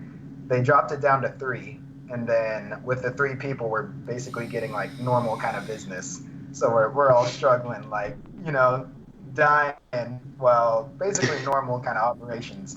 So they're kind of transitioning, it seems like, to kind of putting people back on full time now, which is going to be great because we basically have like a person doing the job of 2 or 3 people right now. Look, I don't know if you have anything to do with this or not, Chris, but the breakfast burritos at Buc-ee's fucking slap. The breakfast burritos are so goddamn good. Well, I do not, but The Rhino and what's the one with? I think it's just pinto beans or refried beans and like peppers and shit, like the Hippo or something. Yeah, I think it's the Hippo. Fucking Hippo. It's so good. You know what? I've been there for almost 2 years, and I will say the saddest thing about that is I basically know where nothing in that store is at. So, because that's not my job. My job is just like go around like cleaning stuff, basically. Like Are they floors open just 24/7? Yeah. So could I walk Still? in there like at any time? still. Like if I could go there at like 4 a.m, I could get food. Yeah. Dude, Buc-ee's is so fucking awesome. Yeah. Buc-ee's is great. So, what was I going on about? Help me out here. One person doing the job of 2. So that's not my job. So like I'll just kind of be walking around, and people will be like, "Hey, you know where this is at?" And I'll be like, "Nope, but I could get you someone who does." And it happens all the time too, and I kind of feel bad because like I said, I've been there for 2 years, and like I don't even know what's down half the aisles in that place. Because like I wanted to go when I first started, just kind of like walk around for a bit, figure it out. Never got around to doing that, honestly. Didn't care enough. But just the other day, like 2 days ago, someone was like, "Hey, y'all got Mother's Day cards?" And I've seen those before. So I kind of like walk in the area, and like our Mother's Day cards are right next to the Texas section we have there. And there's these little racks that like spin around and stuff, and they've got all the cards on them. So I walk over there to the Texas section, and there's like Texas cards. I'm like, well, we got these. I don't know if we specifically have Mother's Day cards. And so like he looks around, he's like, "All right, well, hey, appreciate it." And he like walks away. And then I'm like, you know what? I bet I could like find the exact area. So like I'll walk around for like 15 more seconds, and I see another little spinny thing that actually has those cards on them and stuff. And it's like birthdays, anniversaries, and all that. And I'm like, oh, here it is. And so I see the Mother's Day card, but we were out anyway. But just goes to show you, been there for that long, and I don't know where anything's at. So if you see me, ask someone else. Yeah. Also directions too.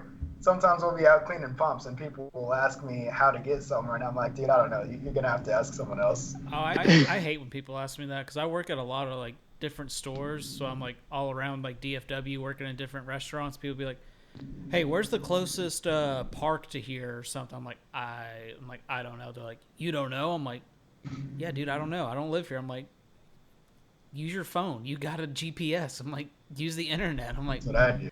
like anytime someone asks me for directions, or like people will call the store and be like, what exit are y'all off of? I'm like, I don't know. Just put it in your GPS. What's wrong with you? Yeah. It surprises me how many people don't do that. Yeah, Like, I the know. old way of just asking people where to go. Like, I wouldn't be able to like keep that on my head. I'd have to GPS that. Yeah. Well, It's when I used to like- work at the paint store, the Sherwin-Williams store, like one of their old slogans used to be like, "You can ask us anything. Like we know everything." And so like, people would legitimately come in the store or Ask call you trivia yes, questions. or on the phone and be like, "Hey, how do you get to so and so? Or what's the nearest whatever?" Like they had zero intention of buying paint. It was literally just, "How do I get somewhere else?" And it's like you're not supposed to take that slogan seriously. That's not. And literally, and like me, I didn't know jack shit about like Greenville because I didn't live in Greenville. And they'd be like, "Oh, where's like this?" I'm like, I don't know, man. Let me go get Christy. I have no fucking idea. You know, speaking of directions, that reminds me of that one time in high school where you, Trevor, uh, you gave me these directions and I had to write the fucking shit down on a piece of paper. No, like, we drew you a map, right? You drew a map. Yeah. Yeah. Oh, God. And so on the map, there was this poorly drawn courthouse and nothing was to scale. But the premise was keep going down I-30 until you see the courthouse and immediately exit. And I was like, okay, I don't know, like, is the exit going to be right when I see the courthouse? But Well, it worked. You got where you were Where going. were you You trying literally to get him to go to? He had to. I can't remember. Where were you trying to go? Do you remember? It sounds like somewhere in Rockwall. I don't remember. It was. So it was like he had to go somewhere in Rockwall, and I knew he had to take a right at that fucking Whataburger. And I was like, okay, I was like, okay, so I was like, you're gonna go on I-30, and the second you can see the giant fucking courthouse, like just exit, and you will eventually come to a light, and you'll be able to see a Whataburger in front of you, and you take a right at that. And so just to help him out, I drew like a very shitty map, and it worked because he got where he was trying to go. You know, a side effect from Pokemon Go is like every area that like I played that in extensively, I learned that area so much. Like Rockwall, whenever I would get off work, I would just go in my car and play Pokemon Go, and I know Rockwall like the back of my hand, like all the streets and all the names and which parking lots connect to others, which lights you shouldn't go through. Like that and Quinlan, I know like every aspect of it all. Hey John, can you grab me A side effect. Yeah. No. Not me. And I randomly got reminded of this, but when I was driving to work one day, there's this bridge that basically like just goes over the highway, and it's a two-way street. Like one set goes that way, the other goes this way. So I'm like just driving home one day, or driving to work, and I see headlights as I'm like going to work, and I work at night, so headlights, normal thing. But there's a car coming, and then a little bit behind it, I see a second set of headlights, and I'm like, all right, whatever, there's just two cars coming towards me. And then like a little bit later, like the second set of headlights behind the car is an 18-wheeler, and I'm like, okay. And then like half second later, I'm like, hold on, that 18-wheeler's in my lane. Like, there's an 18-wheeler coming towards me from a bridge going the wrong way. And so like as soon as I see it, I just start slowing down, so because like Just start I don't want to screaming meet behind up. the wheel. That's not gonna end well for me if we end up meeting up. So I just stop, and I'm just like, okay, whatever happens, I'm just gonna trust this guy. You know, so like he immediately, as soon as he sees me, turns on his left blinker to like go into the other lane, but like car's right beside him, so he can't just crush him into like the guardrail or whatever. So I'm just stopping. There's a car coming behind me, and I'm like, okay, well, there's so many ways this could end bad. Like, the car behind me could just not stop, boost into the back of me. 18-wheeler could pancake me. So he eventually, like, luckily, didn't end up smashing me into pieces. But that's good to hear. Like, the amount of times I've seen people do stupid stuff on the road, especially lately, is like insane. Like people who like will just randomly like hit their brakes and then turn on the turn signal like a quarter second before they turn. Like, you know what the purpose of that is, right? Yeah. No, they do it as they're doing it. They don't. Yeah, like Those are the worst there's no people. point. There's no point in doing that. You got to do it before. Yeah. So like people like be hitting their brakes, and I'm like, all right, whatever. And then out of nowhere, it just comes like a complete stop, and then you start. And people like being in the wrong lanes, and then they're like, you know what? I want to be in the turn lane, so they'll like go across traffic. I've seen all of those in the last 3 days. Oh yeah. Was that like on the bridge where they're doing all the construction on 148? Yes. Yeah, that place is a shit show. They have the entrance ramp, like, I don't know if it still is, but I was in Terrell like a couple of weeks ago working, and the entrance ramp to 80 was like closed off, and there was like no way for me to get to 80 to get to 635 to go home, and I had to like go to 20 the opposite way I was going, take the first exit, loop back around, get back on 20, and then take that exit onto 80 to go the correct way home. Oh, it was stupid. So you know what this actually reminds me of? We were talking about this yesterday for Mother's Day, me, my dad, and my aunt. Do you guys remember that fucking video of that goddamn meth head in Quinlan, Texas, who stole the police's cruiser? He stole like the truck. Yes. Do you remember that, Chandler? Yes. No. Okay, so I actually want to play this because we watched this the other day. We were laughing our fucking asses off. Man. Oh, can you not hear it? No. Oh, what the fuck? I can hear it. Well, it's not going to be funny if they can't hear it. I don't know how to fix that, guys. Yep. Damn. All right. Well, never mind then.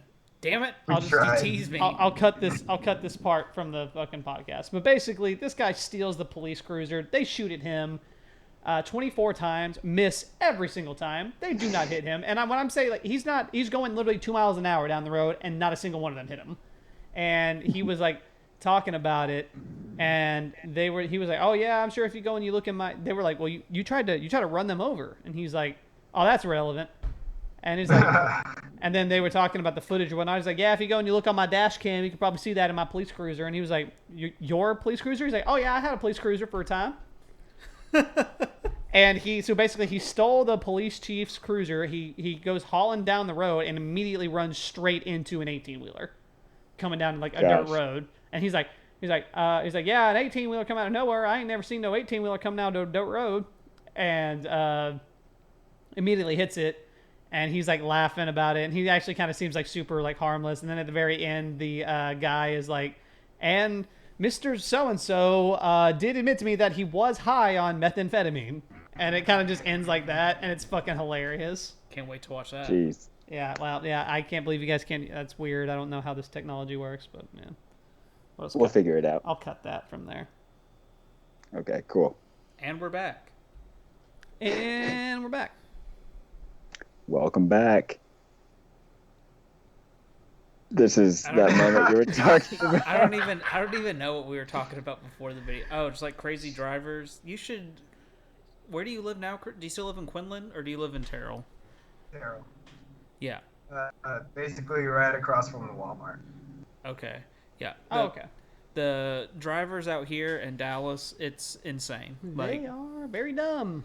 I think what makes me the most anxious when I'm on the road is I see so many people like weaving in and out of like lanes, going like 80, like they're not going like crazy fast, but they're just like weaving in and out like as fast as they can. And like you can just kind of tell when a person's going to do that, or I always like try to like judge if I like sense if a person's going to do that, cuz I'm always afraid to like use like my blinker to like get over. Like if I'm in the second lane from the right and then there's one lane in between us and another car, like and I look over, I'm like, okay, they don't have a blinker on, but 70% of people don't use their blinkers to change lanes either, and we're both going to merge into the same lane. That shit always just gets my anxiety through the roof. Yeah, I hate when people do that, because that actually almost happened to me. I was traveling down 75 going towards Plano, and I mean, I don't need to explain it. I was merging into a lane going left. This guy was merging into a lane going right, and we almost crashed. Yeah, dude, people are crazy. It's always an adventure riding with Michael when he's driving. Oh God. Just because like Michael kind of doesn't care what other people think about him, especially on the road, I guess. So there was one guy. I think we were going to Best Buy. When we were doing this, and we're like driving down to Rockwall, and we're on the highway, and it's like a 4-lane road. And this one dude is like zooming by. He's in a hurry to go somewhere, so he's like tailgating everybody, and he's like behind us. You remember The that? King Ranch. Yeah. Yeah, I So remember this dude's that. zooming by, and he's like caught behind us because everyone around us is just kind of like doing the speed limiter a little bit above it, and he's like trying to go down wherever he's going, 110 miles an hour, and he's getting stopped. Eventually, he ends up like working his way out in front of us, getting stopped again. We end up right behind him, so he's like, you know what? You like tailgating people? I'll show you what it's like. So he's like tailgating the guy that was tailgating other guys, kind of like reversing it on him, flipping it. And you got those hand crank windows still, right? Yep. So we like hand cranked his window down, puts his hand out the window, flips him off. You got to be careful with that. You'll run into some crazy people. Like, Yeah. You will. yeah, because there was one time when I was 17 at the time, and I had just picked my girlfriend up from school, and we were going back to her house and like hanging out before we had to go to work. And like she went to Bowl, so like I was turning left to like go back towards Quinlan, and Okay. I see a car like coming on the right, like they're way away, and I'm like, don't think anything of it, and I just pull out and go. And so it goes from like 2 lanes, or it's like 1 lane there for a while, and then it splits into 2 lanes, and then goes back to 1 when you get to like Main Street or on 34, where it gets like into the main part of Quinlan. And so like as soon as like I turn out, like this guy's like hauling ass, and he's like just gets up right behind me, and he's like revving his engine and shit, and I'm like going the speed limit. I didn't like cut him off or anything. I'm like, what is going on? I'm like, what did I do to piss this guy off? So like, and then as soon as it splits into 2 lanes, he like goes past me. He's like, and he goes by and he flips me off. I'm like, what the fuck? I'm like, what the hell did I do? And so like when it gets back to 1 lane, I'm like behind him, and I'm doing the same thing. I'm behind him, and I'm like revving my engine, and then it goes to like the 2 lanes where he's gonna turn to go towards Tawakoni, and I'm going straight towards Terrell. And when I pass by him, I flip him off. So I'm like, right back at you, bud. And so he just like whips out of that lane and gets like right behind me. And I'm like looking in my rear view mirror, and I can see him like screaming and like cussing and shit like in his car. I'm like, okay. I'm like, this guy's fucking crazy. So he's like following me now. And then I turn to like go down to my girlfriend's house, and he just keeps going straight. I'm like, what an asshole. I'm like, this guy's crazy. Fucking Some crazy. people are Yeah. way Oh, too no, serious. hang on. Oh, there's more. It gets so much better. And there's more. And so I'm at her house for like probably like 45 minutes to like an hour, just killing time before we got to go to work. And we're like driving out to like go to her work, or to get back to the highway. And this guy is waiting. He waited on us for like 45 minutes to an hour. And like as soon as like I get up to the road, like he like goes like straight at me and like runs me off the road. And I'm like in the ditch, and I'm like in disbelief. And he like gets out of the car and starts like sprinting towards me. He's like, get the fuck out, get the fuck out. And I'm just like, fuck this. And I just went, woo. I'm in my little like O2 Honda Accord, but it's a stick shift. And I put that bitch to like 8,000 RPMs and like peel out of the dirt and like go on the highway. And I'm like, what the fuck is this guy doing? What the And hell? he's like, and then he pulls out, and he's going like behind me, and he's like right on my ass. And then it's 1 lane there, and then he gets up like next to me and like rolls his window down. He's like screaming and yelling. He's like throwing trash and like water balls and shit out of his car at me. And I was like Holy freaking shit. out because I'd like never experienced anything like this before. And like I should have told my girlfriend to call the cops, but I was like going to work, and like that's where we were both going. So like I was like, hey, call our boss. I was like, tell him like as soon as we pull in the parking lot, some guy's gonna try and fight me. And so like we pull into the parking lot, and the guy pulls up like right next to me, and like as soon as we get out, I'm like, go inside. And like my boss is like standing out there like waiting, and he's really cool. Like he's a great boss, and he was standing outside like waiting. He's like some 40-year-old like super white dad, and he's like standing out there waiting like with his arms crossed, and he's like polishing his shotgun ready for shit to pop off. And I get out of the car, the guy's like, where the fuck are you going? I'm like, you want to fight a minor? I'm like, let's fucking go. I'm like, let's go right now. I was like, beat my ass. I was like, you're gonna go to jail. And my boss is like, Chandler, get inside. And I was like, fuck. And like went inside, and like he ended up like talking him down, and the guy like just drove off. I was like, dude, what in the fuck? People are fucking psychos, man. There's more to this story. There's more. Okay, there's still more. So probably about probably like 2 years later, 2 or 3 years later, I'm still working at the same restaurant and I drive in the same car, and I'm just like serving people, and some guy like comes up to me and he's like, "Hey, who drives that little black Honda Accord out there?" I was like, "I do." He's like, "Can I talk to you for a minute?" I'm like, sure." And so like I went out there to like talk to him like while he was like sitting down eating. I'm like, "Hey, what's up?" And he was like, "Can I talk to you outside for a second?" I'm like, yeah, give me 1 second. I like went back inside and like told my crew who was there. I think it was John Noah and Jordan was there, and we had like some crazy ass like ex-felon dude. I was like, "Hey," I was like, "I think this guy's gonna try and jump me outside or something." I'm like, "Can y'all go out back for backup?" And like I went outside, and he's like, "Hey," he's like, "You might not remember me or something." He was like, "But a couple years back, got into like I had like some bad road rage and I like followed you and like came here trying to fight you and stuff." I'm like, "Yeah, I remember." And he's like, "I want to apologize for that." He was like, "My girlfriend like just like broke up with me. We got in a huge fight." And he was like, "I was just looking to get angry at the first person that did." And he was like, "And you were the first person I came across, and I got super pissed off for no reason." He's like, "I just want to apologize." He was like, "It's not who I am." He was like, "I'm sorry." I was like, Holy shit. wow. I'm like, Wow. this story concludes. Well, okay, but that's crazy though, because like that guy was at least willing to admit years later, that after he's had like, he had some time to process it, right, that I was being a fucking nut job, I was having a bad day, and I wanted to take it out on someone. There's some people who won't admit that. So like you're sitting there, you're sitting there wondering like, why the fuck is this guy being so fucking crazy? It's because it's shit like this. I mean, like, props to that guy for at least apologizing to you and being like, "Hey, I was an asshole." Like, good for him. But like, so some of the times you're wondering like, what the fuck is wrong with people? Like, that's a prime example, right fucking there is like, hey, this guy was having a bad day. His girlfriend broke up with him or whatever, and he decided he was going to try and fucking kill the first minor that he sees. Oh, and dude. after that day, I don't flip people off on the road anymore. Yeah, I stopped doing that. There was a lot of cases back in the day, because my mom, she used to have like horrible road rage. Oh, it was so fucking funny to watch. I couldn't imagine it. It was so funny to watch. And so like she was really bad about flipping people off. That was her big thing that she did. But apparently in Mesquite there had been a couple of instances of people flipping people off, and because of that getting immediately shot. So she stopped doing it.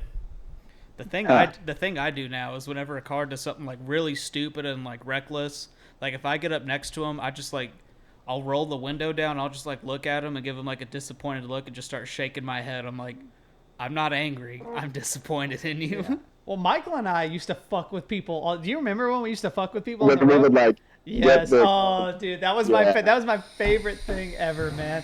So like we would, one of the things that would piss me off is that like Michael and I would be going like over the speed limit, and he'd be following me somewhere, either to my house or wherever the fuck it was.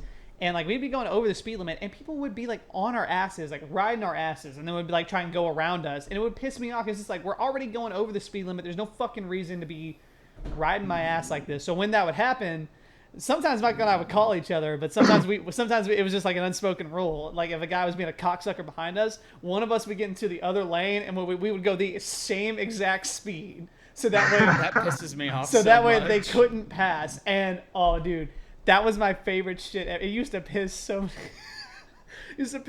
many people off. Like I remember one time we were going to.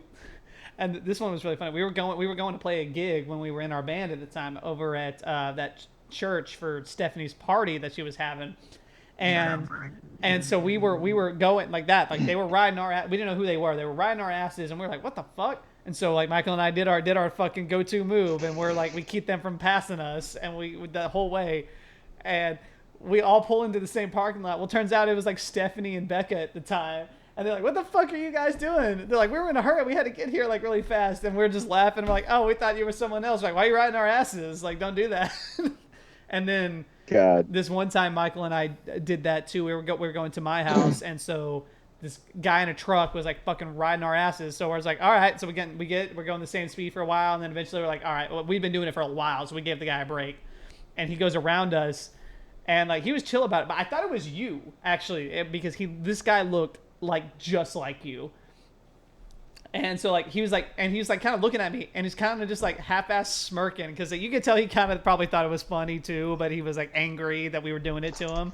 And so he was looking at me, and I thought it was you, and I was literally like waving at him because I thought it was Chandler, and I was like waving, and the guy was just like smiling and flipping me off at the same time. He's just like, fuck you, man. Like, fuck off. And it took me a minute, and I was like, oh, that's not Chandler, but either way, that's fucking hilarious. Because I'm like, the whole time, I'm just like... Man. Do you remember that time where we were going down the back road near Zach's house? I had me, the band, and Sawyer. I Sawyer, definitely remember this. Bryce. And I think it was Sawyer who said, "You won't take that blind turn at 80 miles an hour." And I was like, fuck it. And so I did. And like, I lost control of the car, and somehow we didn't die. Well, you did that. You did that a couple of times. Yeah, because I remember that. There was like, go ahead, Chris. You put sad, slow music behind that, and it's like something you'd see in like a video for someone's funeral or something. All around me, I see whatever it is. Yeah, because I remember All around me are familiar. There was one time that I remember, like 99% sure it was Michael driving, and now that he's said this and Trevor's confirmed, it's probably 100%. But I think it was me. It was definitely me, you, Trevor, and maybe Fisk. I don't know who else was in the car, but like you did the same thing. Like you just like power. Was that the night the cops pulled us over? No. Okay, then like, it was a different night then. We like power slid like around the corner. I was like in the middle of like sending a Snapchat to someone or something, and I got it on video where I'm like just like something normal, and then like Michael takes this corner at like 90 miles an hour and pulls the e-brake, and I'm like, oh my fucking god! It's do like we're off in the ditch. I'm like, we're gonna fucking die. The phone's like there just going everywhere. There are multiple instances of Michael taking turns at speeds that should like flip the car. And like, so like the main ones I remember, the first time he ever did it was we were going to Rockwall one night, and it was like me and Zach and Jeb and Fisk, and so Michael's restrictions on his license hadn't been lifted yet, so technically he shouldn't have been able to drive with like more than like one person in his car, but we didn't care. And so we get onto 276, we get onto the highway, and the first thing he does is he goes to turn, but like he does it at the same time this car is passing, so it literally looks like he's just going to fucking T-bone this guy.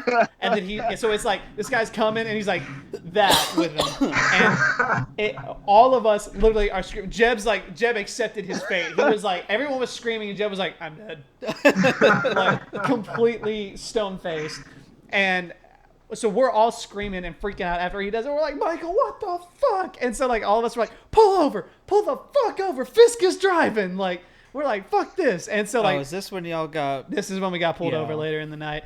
But so like we're like, pull the fuck over. Like Fisk is driving now. And so Michael, agitated that he can't, he's no longer about to drive his own car, fucking whips into the Tiger Mart up there, literally. And I think Garrett was in the car at the time. If he wasn't, it was some Garrett. Okay, yeah, it was Garrett. I remember. You could tell that Michael was about to take this turn, and he was going very, very fast. He was going like 40 to 60 miles an hour. He was going so fast, and like it hadn't processed with me yet. I was like, he won't do that because that's way too fast. And literally, Garrett was like, oh my god, he's about to take this turn. And like literally fucking 90 degrees that shit at like 50 miles an hour into the Bolero. And fuck, I don't know how we didn't die. It was one of the funniest fucking things. Like later we're all like, and then that only added to the fucking fire. We're like, Michael, what the fuck, man? And so he's done that a couple times. I won't tell all three, but the third one was probably the fucking funniest one because he did that shit. So like Michael had a habit of when you fucked with him, he liked to fuck with you back by driving erratically. That was what he would do. And so it was me and him, and we were going somewhere. I think we were going to like meet Dakota or something because he was like coming to my house to do homework or something like that. And so, like, we're going on 276, and so we're going to turn into J Bar J over there, the Valero. And is it even the Valero anymore? I can't remember. It's an Exxon now. It's an Exxon now. And so, yeah, the Valero at the time. And so, like, we go to turn in there, and I'm fucking with Michael. I'm, like, jabbing at him. He's like, oh, okay. And so what does he do? He fucking turns into the Valero at, like, 40 miles an hour. Direct right turn, fucking. And the whole time, tire screech. Fucking like Michael just whipping into this motherfucker to the point where like there's tire smoke, People walk out of the Valero, run out of the Valero to be like, what the fuck is happening? They thought someone was going to crash straight into it or something. Like, people literally like, what the fuck? And Michael's like, he's laughing because he's like kind of he's like awkwardly noticing that people are fucking freaking out about what he's doing. So then he just kind of like immediately circles out of the Valero and starts going down the highway again to avoid embarrassment. Well, the motherfucker had turned so fast that he burned multiple holes into his tire. He completely blew out his fucking tire doing that shit. And it just happened to be the perfect time Dakota passed us as like we had to pull over because like we noticed some weird fucking sound and it smelled horrible in his car. And like we look and literally there's like 4 holes in his tire from him fucking turning in like that. Jesus Christ, Michael. Oh, dude, it was so goddamn funny. You want to talk about the timing of that? That was the day after I got broken up with. Okay, there we go. Like, now we know why. Breakups and road rage don't seem to mix very well. No.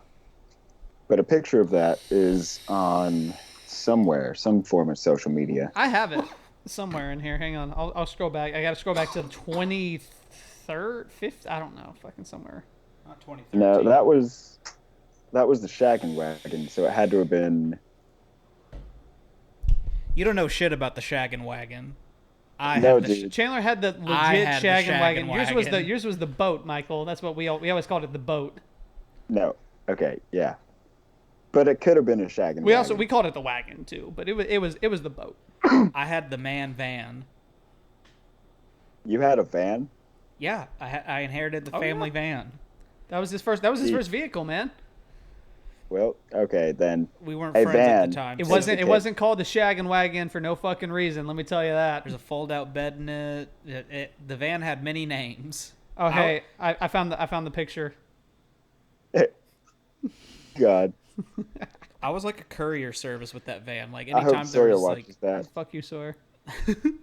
anytime there's like something happening after school, if there was like a fight or something, they'd be like, all right, everyone get into Chandler's van. And we'd like pile up like 15 people in there. And like, they're like sitting on top of each other. There's a fold out bed. You got like 8 people laying down back there. I'm like, if I crash, multiple upon multiple fatalities, everyone is dead. So it was April 21st, 2014 is when it was. And I remembered incorrectly. It was not 4 holes.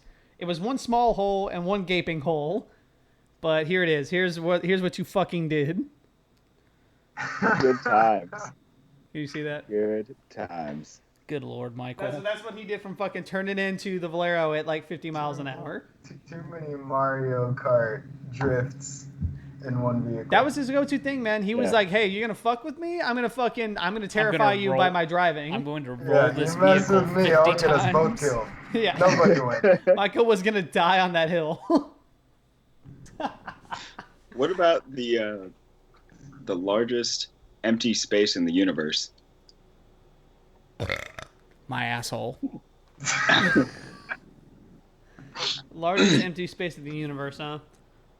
Yeah. So there's a cold spot in the universe called the Eridanus supervoid. It's like 450 million light years across, and it's got like next to nothing inside of it. Like it's got a few galaxies here and there, but aside from that, it's cold, empty nothingness. What if that's the false vacuum? I don't know. I don't know much about the false vacuum. Care to enlighten me, Trevor? The false vacuum is basically like, this one's hard to describe, but it's like there's this point of like energy in the universe, or yeah, kind of. And like if it reaches a certain point, everything is stable, like the energy is stable. If not, and it's unstable, and it reaches an unstable point, the universe itself is like kind of starts to eat it eats itself essentially.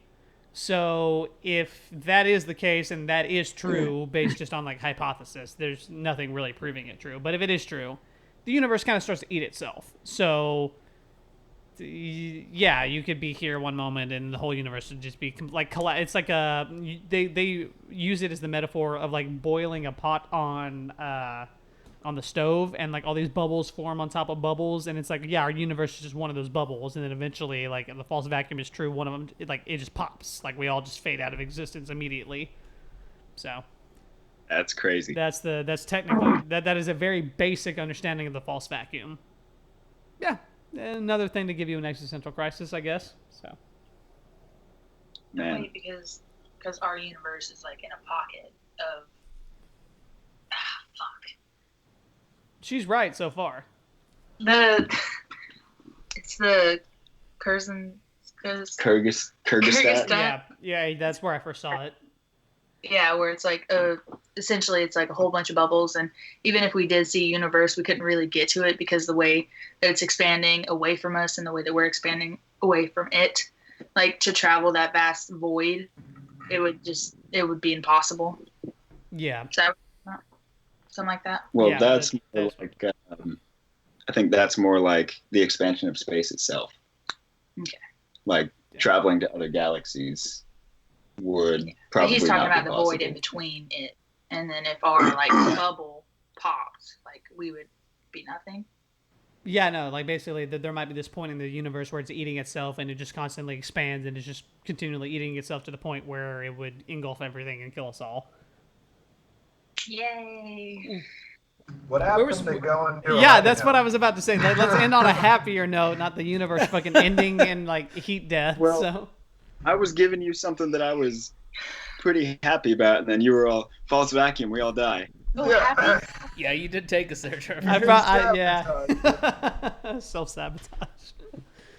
Oh, All right, happy yeah. note. Chris, we got any happy notes? Let's go. Let's see.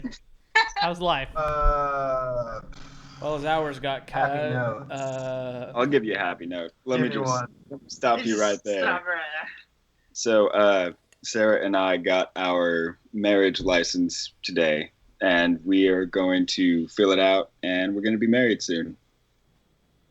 All right. The 21st of July through the 23rd. Look, 23rd. It's the 23rd. Like, that's 23rd. See, I said that. I said 21st because I put PTO in for the 21st through the 25th. Are y'all just going to the Justice of the Peace? 2 months away-ish. Awesome. Yeah, I don't expect the wedding to be anything like I wanted it to be, and I'm actually expecting it to be canceled because of the virus. So, Fucking Corona. I'm hoping that it's canceled. You're hoping that it's canceled. Rescheduled. Yeah, Look, but you just because of that, we went ahead and we got a marriage license so that we could say we're married, and we'll just go through the whole thing in July for Grandma and Grandpa. Look, dude, you just get married, and then whenever we can, we just have a massive celebration to celebrate the marriage. You don't have to get married on that day. It's still the same sentiment. What? Said you go to the Justice of the Peace or whatever, you get married whenever you can, and then whenever all this shit blows over, we just have one big party or celebration. It's the same sentiment. You just don't have to get married on that day. Exactly. That's right. So that's a bit of happy news. That's Well, happy note. congratulations. We're happy for you. Second one of the friend group to get hitched. A toast to continuity errors. I'm out of beer. And to Michael and Sarah's marriage. And to Michael and Sarah. So Michael, All right. Sarah. Yeah, Michael, Sarah, Palin. All right. Well, I guess we'll just have to end it soon anyways. It's like midnight, so we're a little past time. But, yeah. Oh, all right. Well, thanks for tuning in to another episode of the Modern Goonies podcast. I've been your host, Trevor King Minor. This is my co-host, Chandler Swing. And then on the mic, Michael over there and Chris over here. There you go. Got it right this time. Yeah, I know. That's Yeah, good. on the end note, I'm good. So you can follow us on all of our social media accounts at Modern Goonies. We post updates on there from time to time. We're going to try to do this a bit more regularly. A 1-year anniversary is coming up, so we're going to put out a couple more podcasts before then. So please tune in. Check that shit out. So thanks for tuning in. Really appreciate it. See y'all later. Fuck both of you. Deuces.